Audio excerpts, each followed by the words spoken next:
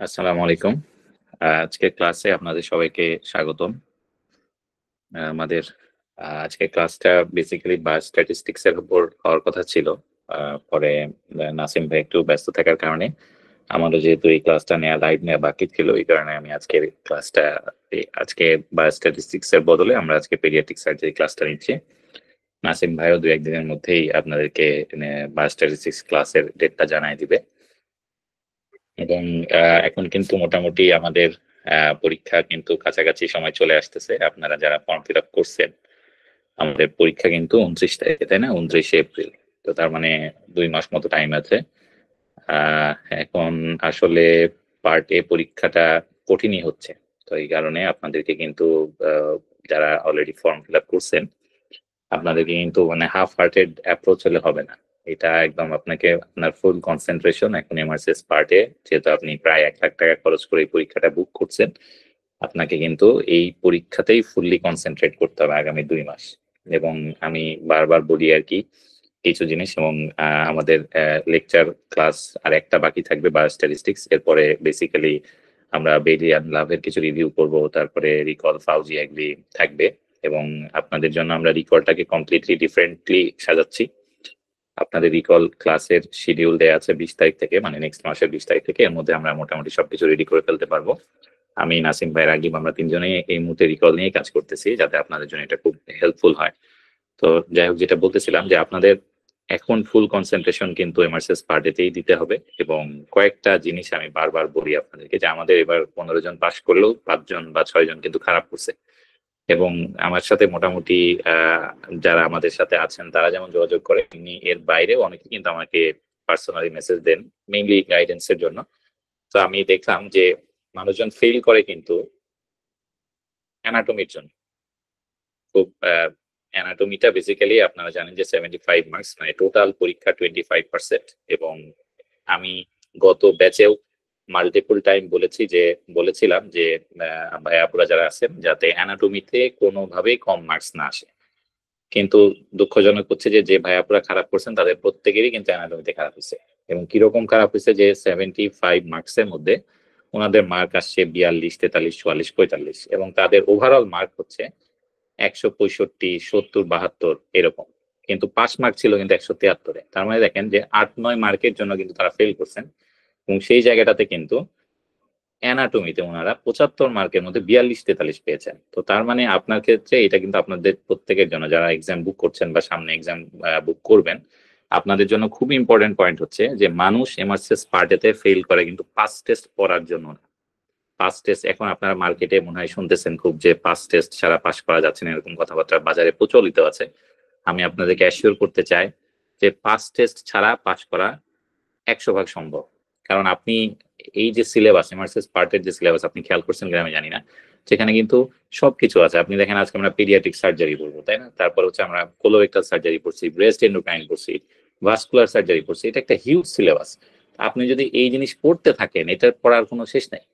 তাহলে আপনার টার্গেট থাকবে কি, যে যে বেসিক জিনিসগুলি পড়লে আপনার পাস এনশিওর হয়, এই জিনিসগুলিতে কোনোটাতে যাতে আপনার ভুল না হয়, এটা হচ্ছে যে আপনার প্রধান টার্গেট। তো এটার জন্য এখনো এখনো প্রধান রিসোর্স হচ্ছে ইএমআরসিএস এর টপিকগুলি, যেগুলি আপনারা আমাদের নোটসে পাচ্ছেন। এর বাইরে ইম্পর্টেন্ট টপিকগুলি যেগুলি আমরা আমাদের নোটসে অ্যাড করছি, বেরিয়ান লাভ ক্লাসে আপনারা কিছু এক্সট্রা টপিক পাবেন। এবং আমরা রিকল যখন ডিসকাস করব, এই রিকলে কিছু এক্সট্রা টপিক পাবেন। এই তিনটা জিনিস যদি আপনি 100% এনশিওর করতে পারেন, আপনার অ্যানাটমিতে যদি অ্যাটলিস্ট 55, 60 হলে তো খুবই ভালো, 60 অ্যান্ড অ্যাবভ থাকে, তা আপনি 100% পাস করবেন। আপনার জন্য পাস টেস্ট ম্যান্ডেটরি না। সুতরাং আপনারা যারা এখন পরীক্ষা দিবেন, আপনাদের প্রধান ফোকাস থাকবে যে অ্যানাটমি যাতে কোনোভাবে খারাপ না হয়। এবং আমাদের ব্যাচে এবার কিন্তু কয়েকজন ভাইয়া খুব ভালো মার্কস পাইছেন। এবং এইবারের প্রশ্ন কিন্তু অনেক কঠিন ছিল, এই কারণে কিন্তু বেসিক্যালি কাটমার্ক কিন্তু অনেক কমে আসে। এটা কিন্তু স্মরণকালের সব থেকে কম কাটমার্কের একটা পরীক্ষা ছিল, মানে ১৭৩। মানে আপনি ৩০০ মার্কের পরীক্ষা দিচ্ছেন, আপনাকে কিন্তু ৬০ও পেতে হচ্ছে না, 60% মার্কও কিন্তু না, আপনার কিন্তু এরকম 57% মার্কসে কিন্তু বা 58% মার্কসে কিন্তু পাস হয়ে যাচ্ছে। এরকম একটা প্রশ্নতেও কিন্তু আমাদের ভাই আবুরা অ্যানাটমিতে 75-70 পর্যন্ত পেয়েছেন এবার আমাদের ব্যাচের আর কি। আমাদের গত ব্যাচের এরকম ভাই আপু আছেন যারা 70-68 পেয়েছেন। তো আপনাদেরও টার্গেট থাকবে তাই। এটার জন্য যা করা দরকার আপনারা তাই করবেন। এবং আমি বারবার বলছি যে যেটা করতে পারেন আপনারা, যে হচ্ছে যে রাগিবের যে লেকচার গুলি আছে, এত ডিটেল আসলে আপনাকে কেউ কোথাও পড়াবে না। অ্যানাটমি যত ডিটেল রাগিব পড়ায় আর কি, যে 10টা ক্লাস আছে, দরকার হলে আপনারা 1.5x 2x স্পিডে ভিডিওগুলি বারবার শুনতে থাকবেন, বারবার নেটার অ্যাটলাস দেখতে থাকবেন। আমাদের বইয়ের ছবি আছে, ছবি ভালো বোঝা না যদি যায়, ডেফিনেটলি নেটার অ্যাটলাসের অনেক পিডিএফ আছে, আপনার পিডিএফটা বারবার দেখতে থাকবেন। মোট কথা, আপনি যদি অ্যানাটমিতে 60 আপ পান, ডেফিনেটলি আপনি পাস করবেন, এটা আপনি নিশ্চিত থাকেন। তো যারা এই 1 লাখ টাকার পরীক্ষা অলরেডি বুক করছেন, আপনাদের জন্য আমার এই মুহূর্তের উপদেশ হচ্ছে যে অ্যানাটমিটা আপনি কোনোভাবে মিস করা যাবে না। অ্যানাটমিতে অ্যাটলিস্ট আপনাকে 60 অ্যান্ড অ্যাবাভ এনশিওর করতে হবে। এবং এনশিওর করার উপায় কি? এই যে বারবার ছবি দেখা, লেকচারগুলি দেখা, যে জায়গাতে আপনার কনফিউশন আছে সেটা ভালো করে পড়া, এটা আপনাকে এনশিওর করতে হবে।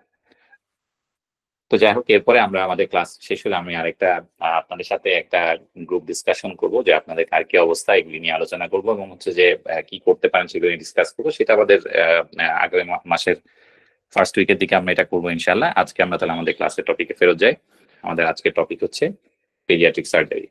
পেডিয়াট্রিক সার্জারির একটা রেকর্ডেড ক্লাস অলরেডি গ্রুপে দেওয়া আছে, এবং পেডিয়াট্রিক সার্জারির কিন্তু আমাদের একটা গ্রুপ আছে, আপনারা জানেন যে 30 মাস্ট রিড টপিক। এখানে বেসিক্যালি 30টা টপিক থাকার কথা, কিন্তু যাই হোক আমরা আসলে বিভিন্ন ব্যস্ততার কারণে 30টা টপিক কভার করতে পারি না এখনো। আমরা হোপফুলি নেক্সটে কিছুদিনের মধ্যে করে ফেলবো, এখন যেহেতু আমি এবং নাসিম ভাই দুজনেই ফ্রি আছি। তবে এইখানে একটা টপিক আছে কিন্তু, সেটা হচ্ছে পেডিয়াট্রিক সার্জারির উপর কিন্তু আমাদের একটা ক্লাস আছে, মানে টপিক আছে। সেখানে বেসিক্যালি 30 মিনিটের একটা লেকচার বা 20 মিনিট একটা লেকচার, এবং ওইখানে যত কনফিউজিং প্রশ্নগুলি আছে সবগুলো কিন্তু ওখানে ডিসকাস করা হয়েছে। আপনারা যেটা করবেন, আমার আজকে ক্লাসটা করবেন, ক্লাস করার পরে ওই মাস্টার 30 টপিক্স এর যে গ্রুপটা আছে সেটাতে যে পেডিয়াট্রিক সার্জারি 20 মিনিটের ক্লাসটা করে ফেলবেন, 20 বা 25 মিনিটের একটা ক্লাস আছে আর কি। এরপর আপনি বাকিটা পড়ে ফেলবেন আর কি। বুঝছেন তো? তাহলে আমরা একটু শুরু করি। আচ্ছা, প্রথম যে টপিকটা আপনারা দেখতে পাচ্ছেন এই যে পেডিয়াট্রিক সার্জারির একদম ফার্স্ট যে টপিকটা, এটা হচ্ছে আমাদের কোয়ানাল অ্যাট্রেসিয়া। এবং আপনারা জানেন যে কোয়ানাল অ্যাট্রেসিয়া বেসিক্যালি আমি নিজেও এমআরসিএস পরীক্ষা দেওয়ার আগে কোয়ানাল অ্যাট্রেসিয়ার নাম জীবনেও শুনি নাই। আমার ধারণা আপনাদের ম্যাক্সিমাম ক্ষেত্রেই তাই হওয়ার কথা। তো কোয়ানা মানে আপনারা জানেন যে আমাদের যে নেজোফ্যারিংস, তাই না?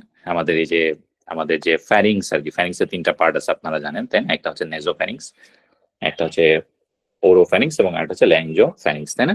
তো নেজোফ্যারিংসটা হচ্ছে যে আপনারা জানেন যে এখানে হচ্ছে যে আমাদের যে অ্যান্টেরিয়র নেজাল যে ক্যাভিটি, সেখান থেকে শুরু করে এই যে এই পর্যন্ত হচ্ছে আমাদের, এটা হচ্ছে আমাদের নেজোফ্যারিংস। এবং এই নেজোফ্যারিংস এর যে পোস্টেরিয়র বাউন্ডারি, এটাকে আমরা বলি হচ্ছে কোয়ানা, তাই না? এটার নাম হচ্ছে কোয়ানা।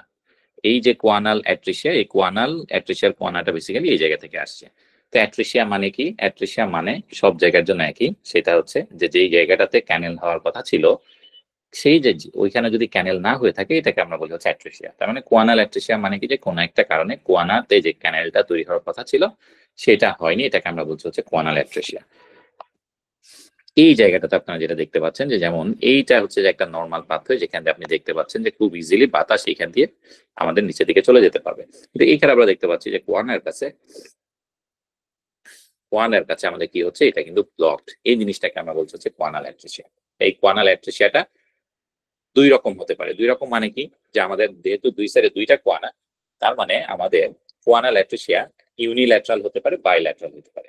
এখন ইউনিল্যাটারাল যদি হয়, মোস্ট অফ দি কেসেসে যেটা হয় যে এটা আননোটিসড থাকে, কারণ বাচ্চা যেহেতু একটা নাক বন্ধ এবং আরেকটা নাক খোলা, বাচ্চা ওই খোলা নাক দিয়ে মোটামুটি তার কাজ করে ফেলতে পারে। কাজ বলতে বেসিক্যালি কি, যে বাচ্চা ইউজুয়ালি যখন ফিড করে বা ব্রেস্ট ফিড করে, তখন কি হয়, যে তাকে কিন্তু সে কিন্তু তখন যখন সে দুধ খায় তখন কিন্তু তার নাক দিয়ে নিঃশ্বাস নেয়। তো যেহেতু সে নাক দিয়ে নিঃশ্বাস নিচ্ছে, যদি এটা ইউনিল্যাটারাল হয়, তার একটা নাক যেহেতু খোলা আছে, ফলে যেটা হয় যে সে খুব সহজে কিন্তু নিঃশ্বাস নিয়ে নিতে পারবে। কিন্তু যখন তার দুইটা নাকই হচ্ছে বন্ধ থাকে, তখন কিন্তু সে আর নিঃশ্বাস নিতে পারবে না। ফলে বাচ্চাটা যখনই ব্রেস্ট ফিড করতে যাবে, তখনই কিন্তু বাচ্চার নিঃশ্বাস বন্ধ হয়ে যাবে। কেন? তার কারণ ও তো ব্রেস্ট ফিড করার সময় তার নাক দিয়ে নিঃশ্বাস নেওয়ার কথা, সে কিন্তু এই নাক দিয়ে নিঃশ্বাস নিতে পারছে না। ফলে সে সায়ানোজড হয়ে যাবে। তার কারণ কি, তার অক্সিজেন লেভেল ড্রপ করে যাবে এবং আলটিমেটলি সে সায়ানোজড হয়ে যাবে। এবং যখনই সে সায়ানোজ হবে, তখন সে কি করবে, ব্রেস্ট ফিডটা বন্ধ করে সে মুখ হা করে নিঃশ্বাস নেবে, এবং মুখ হা করে নিঃশ্বাস নেওয়ার সাথে সাথে আবার কি হবে, দেখা যাবে যে সে তার বডির কালার কিন্তু আবার ব্লু থেকে পিঙ্কে ব্যাক করবে। তার মানে কোয়ানাল অ্যাট্রেসিয়া যখন ইউনিল্যাটারাল হয়, তখন পেশেন্টের কোনো সিমটম আপনি পাবেন না, কিন্তু যখন বাইল্যাটারাল হবে তখন বাচ্চা একদম ফার্স্ট টাইম থেকেই মানে জন্মের পরপরই সে প্রেজেন্ট করবে কিভাবে, যে বাচ্চা যখনই ব্রেস্ট ফিড করতে যাবে তখনই তার সায়ানোসিস ডেভেলপ করবে। এই সায়ানোসিসটাকে মিটিগেট করার জন্য বাচ্চা মুখ হা করে যখনই শ্বাস নেওয়া শুরু করবে দুধ ছেড়ে দিয়ে তখন কি হবে, তার বডির কালার কিন্তু আবার ব্যাক করবে। এইটা হচ্ছে তার একটা ক্লাসিক সিমটম। তাহলে কোয়ানাল অ্যাট্রেসিয়া আমরা বুঝতেছি এটা হচ্ছে একটা কনজেনিটাল ডিসঅর্ডার। এখানে কি হচ্ছে যে আমাদের যে পোস্টেরিয়র নেজাল এয়ারওয়ে যেটা এখানে আপনারা দেখতে পাচ্ছেন এটা ব্লক থাকবে কি, এখানে যেমন বোনস দিয়ে ব্লক, সবসময় যে বোনস দিয়ে ব্লক থাকে তা না, অনেক সময় সফট টিস্যু দিয়েও ব্লক থাকতে পারে। এবং এটা ইউনিল্যাটারাল হতে পারে, বাইল্যাটারাল হতে পারে। ইউনিল্যাটারাল হলে সাধারণত বোঝা যায় না, কারণ তার একটা নাক খোলা থাকে, সে এই খোলা নাক দিয়ে মোটামুটি তার কাজ সে কমপ্লিট করে ফেলে। কিন্তু বাইল্যাটারাল হলে তখন বেবি কি হবে, সে যখনই ব্রেস্ট ফিড করতে যাবে তার সায়ানোসিস ডেভেলপ করবে। এটার জন্য সে মুখ হা করে নিঃশ্বাস নিলে ড্রামাটিক্যালি তার আবার কন্ডিশন ইমপ্রুভ হয়ে যাবে। এটা ট্রিটমেন্ট তাহলে কি, ট্রিটমেন্ট হচ্ছে কিছুই না, আমরা এটাকে ফুটা করে দিব আর কি। এই ফুটা করার নাম হচ্ছে ফেনেস্ট্রেশন প্রসিডিউর। ফুটা করলে কি হবে, এখানে একটা কমিউনিকেশন ক্রিয়েট হয়ে যাবে এবং আলটিমেটলি বাচ্চার কন্ডিশন ইমপ্রুভ করে যাবে। একদম সিম্পল আর কি। কোয়ানাল অ্যাট্রেসিয়া নিয়ে জীবনেও এখন পর্যন্ত এমআরসিএস পরীক্ষাতে প্রশ্ন আসে না, স্টিল যেহেতু টপিকের মধ্যে আছে এটা সম্পর্কে আপনার একটা ধারণা থাকতে হবে। আচ্ছা, ক্লেফট লিপ এবং ক্লেফট প্যালেট এই জায়গাটা থেকে কিন্তু প্রশ্ন আসছে। ক্লেফট লিপ এবং ক্লেফট প্যালেট থেকে কোন জায়গা থেকে প্রশ্ন আসছে, এটা ডেভেলপমেন্ট থেকে প্রশ্ন আসছে। এবং আপনারা জানেন যে আমাদের ক্লেফট লিপ এবং ক্লেফট প্যালেট এই যে কন্ডিশনটা, এটা কি অনেক সময় এটা আইসোলেটেড থাকতে পারে, মানে আলাদাভাবে ক্লেফট লিপ আলাদাভাবে ক্লেফট প্যালেট এরকম হতে পারে, আবার একসাথেও কিন্তু হতে পারে, ক্লেফট লিপ এন্ড প্যালেট একসাথেও কিন্তু হতে পারে। এই যে এই জায়গাতে এই বক্তৃতাগুলি দেয়া আছে আর কি। তবে এখানে প্রশ্ন আসে কোনটা, প্রশ্ন আসে হচ্ছে যে এইটা, যে ক্লেফট প্যালেট কেন হয়, ক্লেফট লিপ কেন হয়। এই যে ক্লেফট প্যালেট হওয়ার কারণ হচ্ছে এই যে দেখেন এখানে যেটা আছে, যে আমাদের যে প্যালাটাইন সেল থাকে ডেভেলপমেন্টের সময়, আমাদের এমব্রায়োলজিক্যাল ডেভেলপমেন্টের সময় যখন দুইটা প্যালাটাইন সেল এরা যখন ফিউশন হবে না, তখন আমরা কি পাবো, আমরা পাবো হচ্ছে ক্লেফট প্যালেট। এইটা কোন একটা কারণে কালো কালিতে চলে আসছে, বা দিস ইজ খুবই ইম্পর্টেন্ট একটা টপিক এবং এটা অনেকবার আসছে। তাহলে আপনারা বুঝতে পারতেছেন যে ক্লেফট প্যালেট কিভাবে ডেভেলপ হয়। এটা হচ্ছে যে আমাদের এমআরসিএস পার্টি পরীক্ষার প্রশ্ন মাল্টিপল টাইম আসছে। উত্তর হচ্ছে যে যদি নন ফিউশন হয় বিটুইন টু প্যালাটাইন সেল তখন আমরা কি পাবো, আমরা পাবো হচ্ছে ক্লেফট প্যালেট। আচ্ছা, আর ক্লেফট লিপ কেন ডেভেলপ করে, ক্লেফট লিপ ডেভেলপ করার কারণ হচ্ছে আপনারা দেখবেন যে ক্লেফট লিপ ডেভেলপ এখানে বেশ কয়েকটা প্রমিনেন্স থাকে আর কি। মানে যখন আমাদের ফেসটা ডেভেলপ করে তখন এখানে মাল্টিপল প্রমিনেন্স থাকে, ম্যাক্সিলারি প্রমিনেন্স থাকে, মিডিয়াল নেজাল প্রমিনেন্স থাকে, ল্যাটারাল নেজাল প্রমিনেন্স থাকে। এগুলির ডিটেইল আমাদের জানার প্রয়োজন নেই। তাহলে এখানে আমাদের কি জানতে হবে, আপনাকে খালি জানতে হবে যে ক্লেফট লিপ ডেভেলপ করার কারণ হচ্ছে যে যদি ম্যাক্সিলারি প্রমিনেন্স এবং মিডিয়াল নেজাল প্রমিনেন্স এই দুইটার ফিউশন হওয়া উচিত। ফিউশন হলে তাইলে হচ্ছে আমাদের যে লিপ সেটা কিন্তু ডেভেলপ করে। কোনো কারণে যদি এই ফিউশনটা না হয় তাহলে কি হবে, আমরা পাবো হচ্ছে ক্লেফট লিপ। তাহলে এটা আপনার বইয়ের মধ্যে ছোট করে লিখে ফেলেন যে ক্লেফট লিপ কেন হয়, যদি ম্যাক্সিলারি প্রমিনেন্স এবং মিডিয়াল নেজাল প্রমিনেন্স এই দুইটা যদি ফিউশন না হয় তাহলে আমরা কি পাবো, আমরা পাবো হচ্ছে ক্লেফট লিপ। তাহলে আমি আবার বলি, ক্লেফট প্যালেট এবং ক্লেফট লিপের ডেভেলপমেন্টাল ব্যাকগ্রাউন্ডটা পরীক্ষায় আসে, সব থেকে কমনলি আসে হচ্ছে ক্লেফট প্যালেটটা, অসংখ্যবার আসছে। এটার উত্তর হচ্ছে এই যে এই বোর্ড লাইনটা, যেটা বেসিক্যালি লাল কালিতে হওয়া উচিত ছিল, সামহাও মিস হয়ে কালো কালি হয়ে গেছে। এটা কি, যে non fusion of two palatine cell. এটা হচ্ছে আপনার একদম মাথায় ঢুকায় নিতে হবে, খুবই ইম্পর্টেন্ট, অনেকবার আসছে। এইটা একবার বা দুইবার আসছে। সেটা কি, যে ক্লেফট লিপ কেন হয়, এখানে অনেকগুলি প্রমিনেন্স আছে, এটা ডিটেল আমি বারবার বলছি, জানার দরকার নেই। আচ্ছা, সেটা কি করতে হবে, যে ম্যাক্সিলারি প্রমিনেন্স এবং মিডিয়াল নেজাল প্রমিনেন্স নামে প্রমিনেন্স আছে, এই দুইটা যদি কোনো কারণে ফিউশন না হয় তখন আমরা কি পাবো, আমরা পাবো হচ্ছে ক্লেফট লিপ। তাহলে ক্লেফট লিপ এবং ক্লেফট প্যালেট থেকে এই দুইটা ইনফরমেশন আপনার জন্য জরুরি। আচ্ছা, এরপরে বেসিক্যালি ট্রিটমেন্ট নিয়ে তেমন কোনো কিছু আসে নাই, মেইনলি সার্জিক্যাল রিকনস্ট্রাকশনই হচ্ছে এটার মেইন স্টেপ ম্যানেজমেন্ট। এটা নিয়ে কখনো আসলে প্রশ্ন আসে নাই। আচ্ছা, আমরা এবার একটু আসি হচ্ছে আরেকটা টপিকে, সেটা হচ্ছে ব্রঙ্কোজেনিক সিস্ট। ব্রঙ্কোজেনিক সিস্টটা কিন্তু আপনারা আগে কখনো নাম শুনছেন কিনা, আমিও কিন্তু এমআরসিএস পরীক্ষার আগে ব্রঙ্কোজেনিক সিস্ট সম্পর্কে আমার কোনো ধারণা ছিল না। তো ব্রঙ্কোজেনিক সিস্টের ক্ষেত্রে কি নাম শুনে আপনারা বুঝতে পারতেছেন যে ডেফিনেটলি ব্রঙ্কোজেনিক, তার মানে কি এটা ব্রঙ্কাস থেকে অ্যারাইজ করা উচিত, তাই না?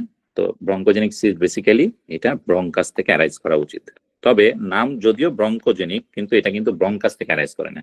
এটা মোস্ট কমনলি কিন্তু অ্যারাইজ করে কোথা থেকে, এটা হচ্ছে যে আমাদের যে ট্রাকিয়া থাকে, ট্রাকিয়ার যে জায়গাটায় এরা দুই ভাগে ব্রঙ্কাসে ভাগ হয়, এটার নাম কি আমরা জানি, এটাকে আমরা বলি হচ্ছে কারিনা, তাই না? CARINA, কারিনা।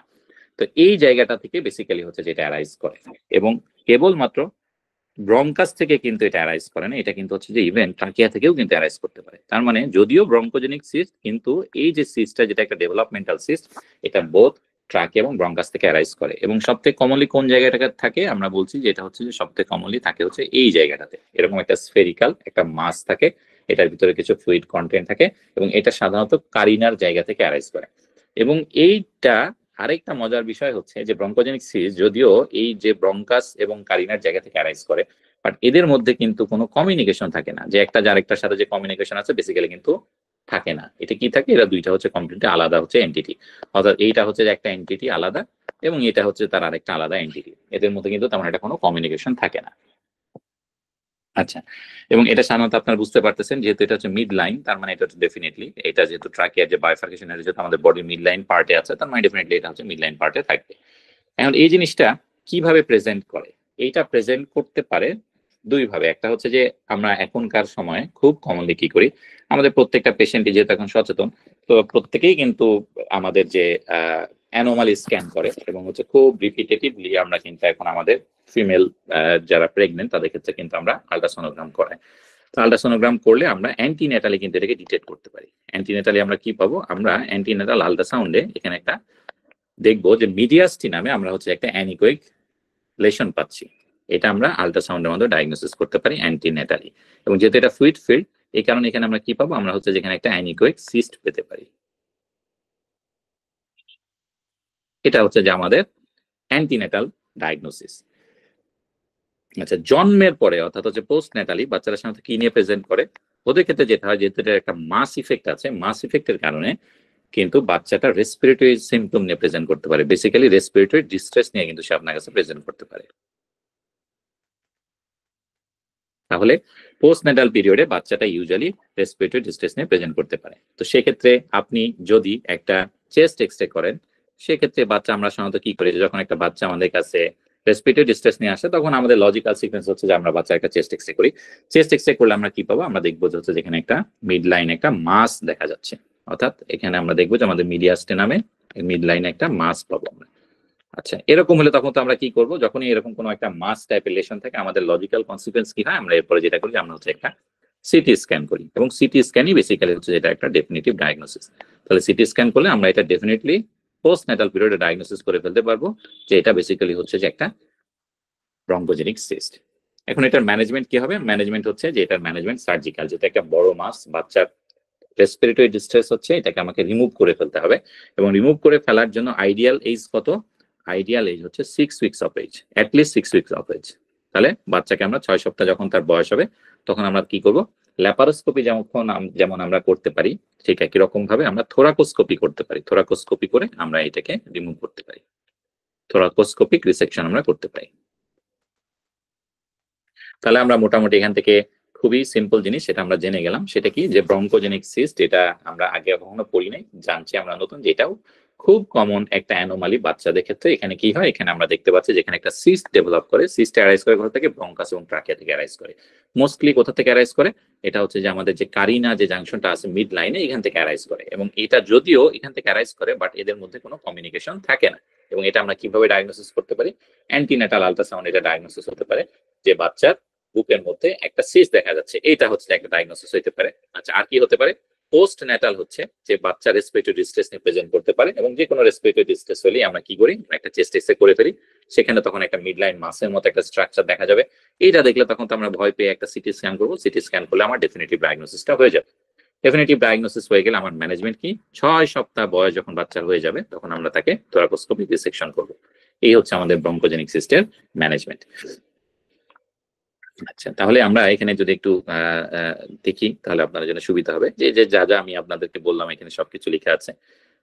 বেসিক্যালি হচ্ছে এই যে এটার ম্যানেজমেন্ট আপনারা দেখেন যে থোরাকোস্কোপিক রিসেকশন, এটা হচ্ছে আইডিয়াল ট্রিটমেন্ট, এবং এইটা টপিকটাও কিন্তু, এবং কখন করি আমরা, এটা কিন্তু আমরা 6 উইক অফ এজে কিন্তু সাধারণত করি।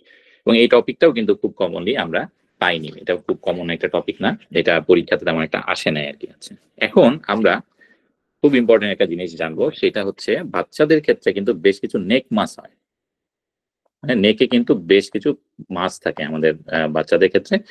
এই মাসগুলি বেসিক্যালি কি টাইপের মাস সেটা কিন্তু আপনাকে সিনারিওতে জিজ্ঞেস করবে, বিভিন্ন রকম সিনারিও দিবে এবং সিনারিও দিয়ে জিজ্ঞেস করবে যেটা হচ্ছে যে কি ডায়াগনোসিস হতে পারে। তো এখানে কয়েক টাইপের মাস হতে পারে, কিছু আছে মিড লাইন মাস, তাই না? আমরা কিন্তু ইএনটি পরীক্ষা যখন দিছি তখন কিন্তু আমাদের খুব কমন একটা প্রশ্ন ছিল ফাইনাল প্রফে, যে মিড লাইন মাস্ক কি আছে এবং ল্যাটারাল মানে মিড লাইন নেক মাস্ক কি আছে এবং ল্যাটারাল নেক মাস্ক কি আছে এরকম। তো মিড লাইন নেক মাস্কের মধ্যে খুব ইম্পর্টেন্ট দুইটা মাস যেটা থেকে প্রশ্ন আসে, একটাকে আমরা বলছি হচ্ছে থাইরোগ্লোসাল সিস্ট এবং আরেকটাকে আমরা বলছি হচ্ছে ডারময়েড সিস্ট। এই দুইটা কি? এই দুইটাই কিন্তু আমাদের মিড লাইন সিস্ট, তার মানে এরা একদম আমাদের গলার একদম মাঝ বরাবর থাকবে। আচ্ছা, এবং থাইরোগ্লোসাল সিস্ট আপনারা জানেন যেটা তো আমরা ছোটবেলা থেকে শুনে আসতেছি যে থাইরোগ্লোসাল সিস্টে বেসিক্যালি কি হয় যে আমাদের যে থাইরয়েড গ্ল্যান্ডটা সেটা কি করে, এটা কিন্তু ডেভেলপ করে আমাদের টাঙের এখানে, তাই না? টাঙের অ্যান্টেরিয়র 2/3 এবং পোস্টেরিয়র 1/3 যে জাংশন, এখানে ফোরামেন সিকাম নামে একটা ফুটা আছে এবং এই ফুটার এই জায়গাটা থেকে এটা আলটিমেটলি ডেভেলপ করতে করতে নিচের দিকে ডিসেন্ড করতে থাকে। তো ফোরামেন সিকাম থেকে আমাদের যে থাইরয়েডের যে অরিজিনাল পজিশন এই পর্যন্ত কিন্তু একটা ডাক্ট থাকে, তাই না? সেটাকে আমরা বলি হচ্ছে থাইরোগ্লোসাল ডাক্ট। এই ডাক্টটা আলটিমেটলি ইনভলিউশন হয়ে যায়। ইনভলিউশন মানে এটা নিজে থেকে মানে ডিসঅ্যাপিয়ার করে যায়। কিন্তু কোনো কারণে যদি এই থাইরোগ্লোসাল ডাক্টটা ডিসঅ্যাপিয়ার না করে তখন আমরা এটাকে কি পাবো? আমরা এখানে একটা সিস্ট পাবো এবং এটাকে আমরা বলি হচ্ছে থাইরোগ্লোসাল সিস্ট। তাহলে থাইরোগ্লোসাল সিস্টের লোকেশনটা ইউজুয়ালি কি হবে আমরা বুঝতে পারছি যে ফোরামেন সিকাম মানে আমার টাং থেকে শুরু করে আমার গলার যে থাইরয়েডের যে লোকেশন মানে ইসমাসের সামনে পর্যন্ত কিন্তু আমাদের ট্রাকিয়ার যে second third and fourth ring এর সামনে কিন্তু আমাদের থাইরয়েড ইসমাস থাকে, এই পর্যন্ত যে কোনো জায়গাতে কিন্তু থাইরোগ্লোসাল সিস্টটা আমরা পেতে পারি। তবে থাইরোগ্লোসাল সিস্টের মোস্ট কমন লোকেশন কিন্তু বিলো দি হায়োয়েড বোন। এটা একটা মিড লাইন স্ট্রাকচার এবং এটা কিন্তু বিলো দি হায়োয়েড বোন, এটা হচ্ছে এটা সবথেকে কমন ফিচার।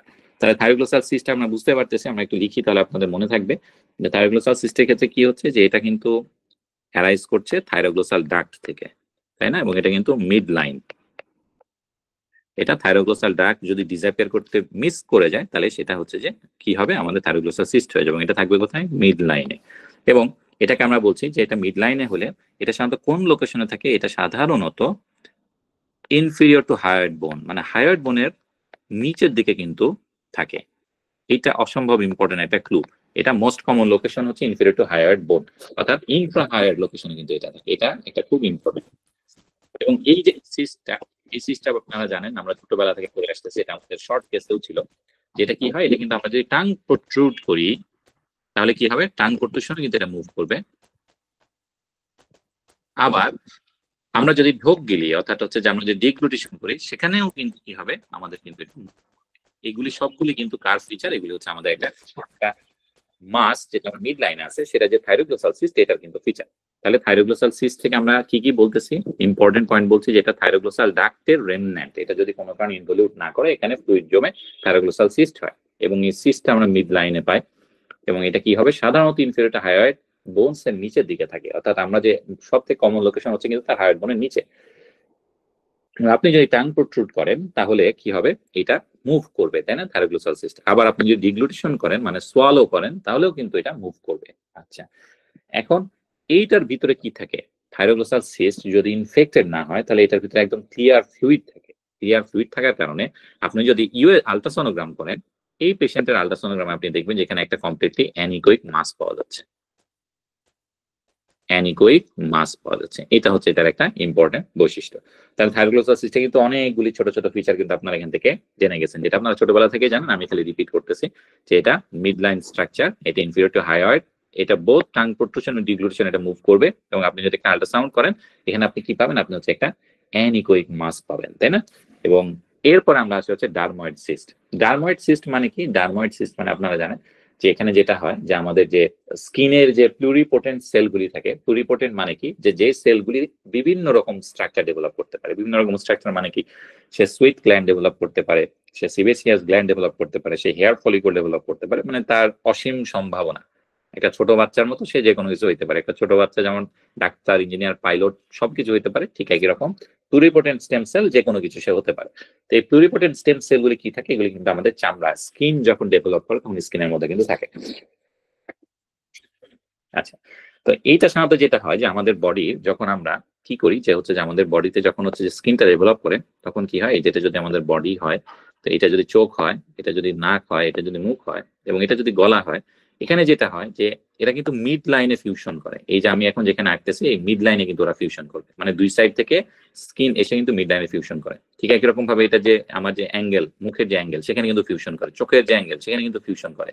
তো যেসব জায়গাতে আমাদের বডিতে যখন আমাদের স্কিন ডেভেলপ করে তখন যেহেতু তারা বিভিন্ন জায়গাতে ফিউশন হয়, তো ফিউশনের পয়েন্টগুলিতে কি হয়, প্লুরিপোটেন্ট স্টেম সেলগুলি সেগুলো তো স্কিনে থাকা উচিত ছিল, কিন্তু ফিউশনের ঝামেলার কারণে এরা কি হয়, অনেক সময় হচ্ছে সাবকিউটেনিয়াস লেভেলে চলে যায়। ফলে যেটা স্কিনে থাকার কথা ছিল, স্কিনে থেকে যে sebaceous gland, sweat gland, hair follicle ইত্যাদি তৈরি করার কথা ছিল, সে যখন সাবকিউটেনিয়াস লেভেলে চলে যাবে তখন সেখানে কি করবে, সে কিন্তু এই জিনিসগুলি সাবকিউটেনিয়াস লেভেলে ডেভেলপ করবে, এবং এটাকে আমরা তখন বলি হচ্ছে কি ডার্ময়েড সিস্ট।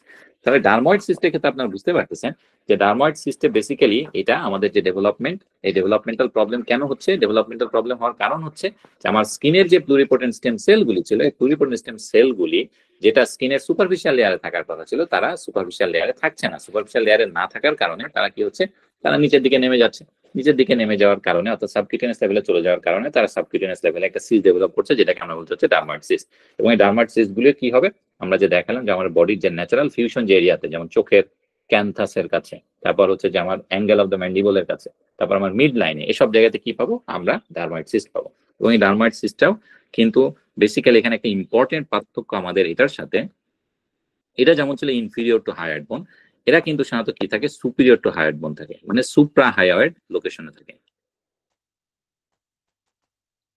এইটা কিন্তু একটা ইম্পর্টেন্ট পার্থক্য। এই ভদ্রলোক হচ্ছে ইনফ্রা হায়ার্ড লোকেশনে থাকে এবং এরা কি থাকে, এরা কিন্তু সুপ্রা হায়ার্ড লোকেশনে থাকে। এবং এখানে আপনারা জানেন যে এরা টাং প্রোটেশনে মুভ করবে, ডিগ্লুটেশনে মুভ করবে, কিন্তু এরা কিন্তু টাং প্রোটেশন বা ডিগ্লুটেশনে মুভ করবে না। এবং এখানে আরেকটা জিনিস যেটা ইম্পর্টেন্ট, সেটা হচ্ছে যে আগের জনের ক্ষেত্রে যেমন আপনারা কি পেয়েছেন, যে একদম অ্যানিকোইক একটা ফ্লুইড ছিল, কারণ এটার ভিতরে থাইরোগ্লোসাস সিস্টের ভিতরে অনলি ক্লিয়ার ফ্লুইড। কিন্তু ডার্ময়েড সিস্টের ভিতরে কিন্তু দেখেন এখানে কিন্তু বেসিক্যালি মাল্টিপল জিনিস থাকবে, কারণ এখানে সিবাম থাকবে, সোয়েট থাকবে, তারপর হচ্ছে হেয়ার ফলিকল থাকবে, ইত্যাদি বিভিন্ন জিনিসপত্র কিন্তু এই জায়গাটাতে থাকবে। ফলে এই জায়গাটাকে যখন আপনি আল্ট্রাসাউন্ড করবেন তখন এইটা কিন্তু একটা হেটেরোজেনাস একটা মাস হিসেবে প্রেজেন্ট করবে, কারণ এটা বিভিন্ন জিনিস, বিভিন্ন জিনিসের বিভিন্ন রকম ইকোজেনিসিটি। ফলে এটা আপনি যখন আল্ট্রাসাউন্ড করবেন তখন এটা কিন্তু একটা হেটেরোজেনাস মাসের মতো কিন্তু এটা প্রেজেন্ট করবে, হেটেরোজেনাস মাসের মতো কিন্তু এটা আমাদের প্রেজেন্ট করবে। এই দুইটা হচ্ছে যে আমাদের থাইরোগ্লোসাল সিস্ট এবং ডার্ময়েড সিস্টের ইম্পর্টেন্ট পার্থক্য। তাহলে আপনি যদি একটু দেখেন এইখানে, এই যে দেখেন এখানে আপনারা এই দুইটা ভদ্রলোককে একটু দেখেন, এই যে এটা এবং হচ্ছে যে এটা, যে এরা কিন্তু থাকবে কোথায়, অ্যান্টেরিয়র ট্রায়াঙ্গল। অ্যান্টেরিয়র ট্রায়াঙ্গল মানে তো বেসিক্যালি মিড লাইন, তাই না? এবং কোথায়, এই যে দেখেন লাল কালিতে মার্ক করা, যেটা হচ্ছে হায়ার্ড বোনের বিলো। এবং এটা আপনি আল্ট্রাসাউন্ডে কি পাবেন, এটা একদম অ্যানিকোইক একটা কিন্তু লেশন হবে। আর ডার্ময়েডের ক্ষেত্রে কি হবে, এটাও কিন্তু মিড লাইনে, বাট আগেরটা ছিল বিলো দি হায়ার্ড, এবার কিন্তু এটা হচ্ছে সুপ্রা হায়ার্ড লোকেশন, অ্যাবভ দি হায়ার্ড। এবং এটা দেখেন ইমেজিং আপনি কি পাবেন, এখানে কিন্তু আল্ট্রাসাউন্ড করলে আপনি একটা হেটেরোজেনাস অ্যাপিয়ারেন্স পাবেন। এটা কিন্তু ছিল অ্যানিকোইক, তাই না? আর এটা কিন্তু হচ্ছে হেটেরোজেনাস। এই দুইটা ফিচার দিয়ে আপনি কিন্তু বুঝে যেতে পারবেন যে এটা কি থাইরোগ্লোসাল সিস্ট নাকি হচ্ছে যে আমাদের আমাদের হচ্ছে যে এটা ডার্ময়েড সিস্ট। তো এই যে দুইজন, এটা এবং এটা, এটা কিন্তু কমপ্লিটলি মিড লাইনে থাকে। হ্যাঁ ভাইয়া, সিদ্দিক ভাই কিছু বলতে চাচ্ছেন মনে হচ্ছে। হ্যাঁ, ডায়মন্ড সিস্টের সঙ্গে যদি একটু ইপিডার্ময়েড সিস্ট নিয়ে একটু বলতেন ভাইয়া। ইপিডার্ময়েড সিস্ট। আচ্ছা, এপিডার্মাইড সিস্ট এবং ডার্মাইড সিস্ট ভাইয়া, এটা আসলে বইয়ে বিভিন্ন রকম ডেফিনেশন আছে। তবে এপিডার্মাইড সিস্টের কমন যে জিনিসটা আর কি, যে এটা আপনারা পড়ছেন মনে আছে আপনাদের, যে যারা হচ্ছে যে যেমন যারা সুইমিং করে, তারপর গার্ডেনিং করে, এদের ক্ষেত্রে কি হয়, এদের হচ্ছে যে হাতে প্রচুর খোঁচা লাগে, তাই না? তো খোঁচা লাগলে তখন কি হয়, যে স্কিনের যে সেলগুলি থাকে সেটা কিন্তু তাদের সাবকিউটেনিয়াস লেভেলে হচ্ছে ইমপ্ল্যান্টেড হয়ে যায়। সাবকিউটেনিয়াস লেভেলে ইমপ্ল্যান্টেড হলে তখন তারা কি করে, সাবকিউটেনিয়াস লেভেলে এই ডার্ময়েড সিস্টেম মতো মাল্টিপল স্ট্রাকচার ডেভেলপ করে এবং একটা সিস্টেম মতো পাওয়া যায়, এটাকে হচ্ছে এপিডার্ময়েড সিস্ট বলে। তার মানে বেসিক্যালি ডার্ময়েড সিস্ট এবং এপিডার্ময়েড সিস্ট, এটা কিন্তু অনেকগুলি ডেফিনেশন আছে ভাই। এপিডার্ময়েড সিস্ট যেমন আমাদের টেস্টিসের ক্ষেত্রে আরেক রকম এপিডার্ময়েড সিস্ট, কিন্তু কমনলি যেটা মার্কেটে প্রচলিত আমি সেটা আপনাকে বলছি, যে ডার্ময়েড এবং এপিডার্ময়েড সিস্টের একটা প্রধান ডিফারেন্স হচ্ছে যে ডার্ময়েড সিস্টটা হচ্ছে যে ডেভেলপমেন্টাল, কিন্তু এপিডার্ময়েড সিস্টটা কিন্তু সাধারণত অ্যাকওয়ার্ড। মানে যখন একজন টেইলর যে জামা সেলাই করছে, তার কিন্তু এই যে সূচের কাজ যেহেতু সে করে, তো মাল্টিপল টাইম তার কি হবে, সে কিন্তু সূচের খোঁচা খাবে, তাই না? তো খোঁচা খেলে তখন কি হবে, সূচের খোঁচার সাথে সাথে তার যে স্কিনের যে লেয়ার গুলি থাকে সেগুলো কিন্তু তার সাবকিউটেনিয়াস লেভেলে ইমপ্ল্যান্টেড হয়ে যায়। এখান থেকে যে সিস্টটা ডেভেলপ করে সেটাকে বলা হচ্ছে এপিডার্ময়েড সিস্ট। এপিডার্ময়েড সিস্ট থেকে জীবনে কখনো এমআরসিএস পরীক্ষায় প্রশ্ন আসছে বলে আমি দেখি নাই আর কি। তো এই জন্য আপনাদের কাছে মেইনলি মাথায় রাখতে হবে হচ্ছে যে ডার্ময়েড সিস্ট আর থাইরোগ্লোসাল সিস্টের পার্থক্যটা, যে একটা সুপ্রাহার্ড ইনফ্রাহার্ড লোকেশন এবং হচ্ছে যে একটা অ্যানিকোইক এবং একটা হচ্ছে হেটেরোজেনাস। আচ্ছা, তাহলে এটা গেল হচ্ছে যে আমাদের মিড লাইন আর কি। এর বাইরে আমরা যদি আসি পরে, সেটা হচ্ছে যে মিড লাইনের বাইরে কিন্তু ল্যাটারাল নেক মাস হয়। তো ল্যাটারাল নেক মাসের মধ্যে আমাদের জন্য আছে দুইটা ভদ্রলোক, একটা হচ্ছে ব্রাকিয়াল সিস্ট এবং আরেকটা হচ্ছে যে আমাদের লিম্ফেটিক ম্যালফরমেশন। এটা আমরা একটু দেখি আপনাদেরকে।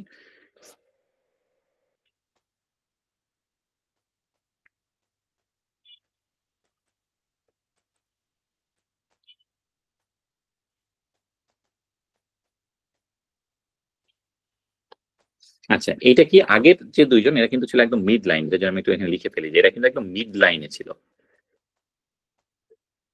এরা কিন্তু মিড লাইন না, এরা কিন্তু ল্যাটারাল নেক মাস। এটা কিন্তু আপনার প্রথমে মাথায় ঢুকাই নিতে হবে। ওরা একদম আপনার মিড লাইনে থাকলেও এরা কিন্তু আপনার ল্যাটারালি থাকবে। এবং ব্রাকিয়াল সিস্টটা বেসিক্যালি কি, আপনারা জানেন যে আমাদের যে নেকের যে স্ট্রাকচার গুলি আছে, আমাদের এক্সটার্নাল অডিটরি মিয়াটাস থেকে শুরু করে মিডল ইয়ার, তাই না, তারপরে হচ্ছে আমাদের ফ্যারিংস, এই পুরা জায়গাগুলি কিন্তু কি দিয়ে ডেভেলপ করে, এটাকে আমরা জানি যে এটা হচ্ছে ব্রাকিয়াল আর্চ নামে কিছু স্ট্রাকচার আছে, এই ব্রাকিয়াল আর্চ দিয়ে কিন্তু ডেভেলপ করে, তাই না। এটা আপনারা করছেন যে এরকম আমাদের দুই সাইডে হচ্ছে ব্রাকিয়াল আর্চ থাকে, এবং এই ব্রাকিয়াল আর্চ গুলি বেসিক্যালি কি থাকে, এটাকে আমরা হচ্ছে যে ব্রাকিয়াল সাইনাস বলি, ব্রাকিয়াল ক্লেফট বলি, তাই না। এবং হচ্ছে যে আলটিমেটলি এরাই বিভিন্ন রকম স্ট্রাকচার ডেভেলপ করে। এটা কোন জায়গা থেকে কোন স্ট্রাকচার ডেভেলপ করে, এটা আমাদের এমআরএস পার্টে পরীক্ষার জন্য খুব ইম্পর্টেন্ট। এটা আমাদের অ্যানাটমি বইতে লাস্টে দেয়া আছে, এটা আপনারা খুব ভালো করে পড়বেন যে কোন ব্রাকিয়াল আর্চ থেকে কোনটা ডেভেলপ করে, থার্ড থেকে কি, ফোর্থ থেকে কি, ফার্স্ট থেকে কি, সেকেন্ড থেকে কি। তো যাই হোক, আমরা যেটা এখন, এটা আমাদের এই মুহূর্তে ডিসকাশনের টপিক নয়। আমাদের ব্রাকিয়াল সিস্টে যেটা মনে রাখতে হবে যে আমাদের যে ব্রাকিয়াল যে আর্চ, এই ব্রাকিয়াল আর্চটা কোনো কারণে যদি ইনভলিউট না করতে পারে, মানে ওই একই থিওরি যে এটা আলটিমেটলি ডিসঅ্যাপিয়ার করে যায়, বিভিন্ন স্ট্রাকচার ডেভেলপ করে এটা ডিসঅ্যাপিয়ার করে যায়, কোনো কারণে যদি এটা ডিসঅ্যাপিয়ার না করতে পারে এবং এটার ভিতরে যদি পানি জমা হয়ে যায়, তখন আমরা কি পাবো, আমরা পাবো হচ্ছে ব্রাকিয়াল সিস্ট। এবং এই ব্রাকিয়াল সিস্টের কিন্তু একটা লোকেশন আছে। লোকেশনটা কি, ওদের সব থেকে টিপিক্যাল লোকেশন হচ্ছে, এইটা আপনার জন্য খুব ইম্পর্টেন্ট, সব থেকে টিপিক্যাল লোকেশন হচ্ছে যে আমাদের যে স্টার্নোক্লিডোমাস্টাইড মাসল যে আছে, স্টার্নোক্লিডোমাস্টাইড মাসল সংক্ষেপে লিখেছি আমি, এটার অ্যান্টেরিয়রলি এরা থাকে।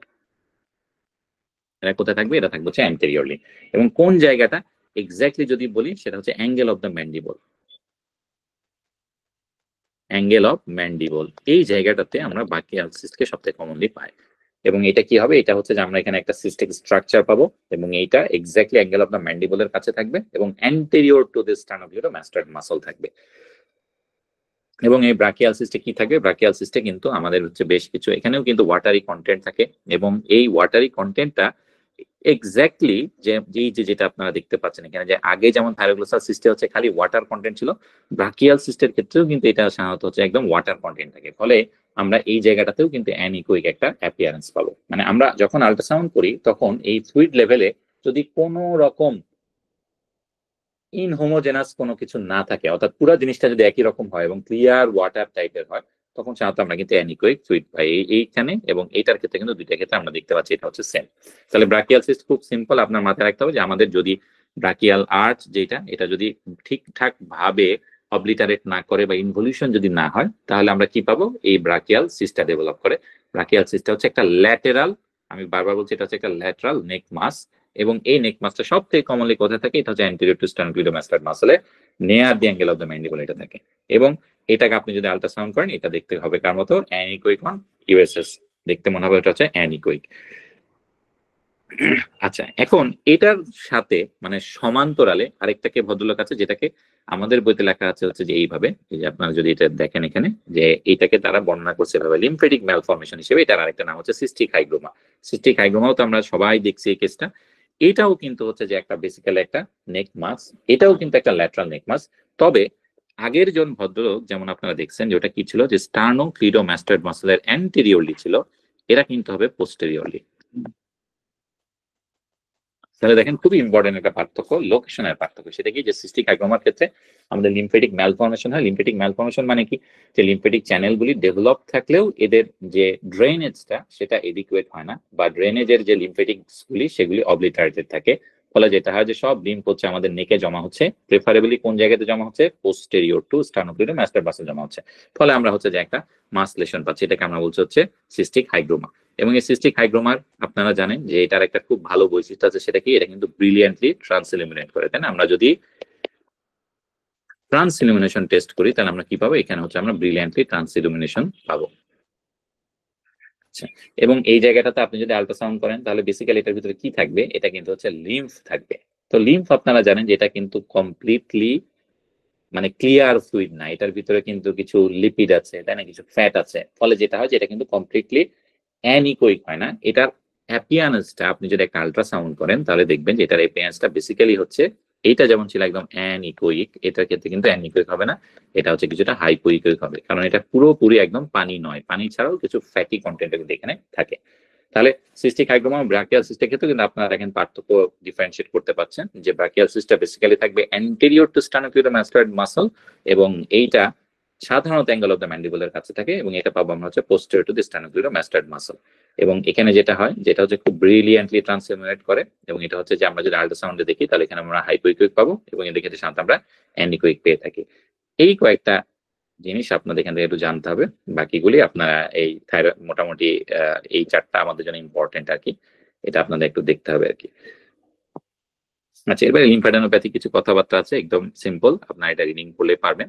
আমরা এখন একটু কনজেনিটাল হার্ট ডিজিজ নিয়ে কথা বলি। এখানে কোনটা ইম্পর্টেন্ট দেখেন, আমি এখানে একটু লাল কালি দিয়ে মার্ক করা আছে যে আমাদের হার্ট ডিজিজ গুলিকে কিন্তু আমরা দুই ভাগে ভাগ করি, তাই না, একটা হচ্ছে সায়ানোটিক হার্ট ডিজিজ এবং একটা হচ্ছে অ্যাসায়ানোটিক হার্ট ডিজিজ। আপনার জন্য ইম্পর্টেন্ট কিন্তু যে এটা হচ্ছে কোনটা সায়ানোটিক এবং কোনটা অ্যাসায়ানোটিক, এটা হচ্ছে আপনার জন্য ইম্পর্টেন্ট। এখন আপনারা আমাকে বলেন যে ধরা যাক যে এটা হচ্ছে একটা হার্ট,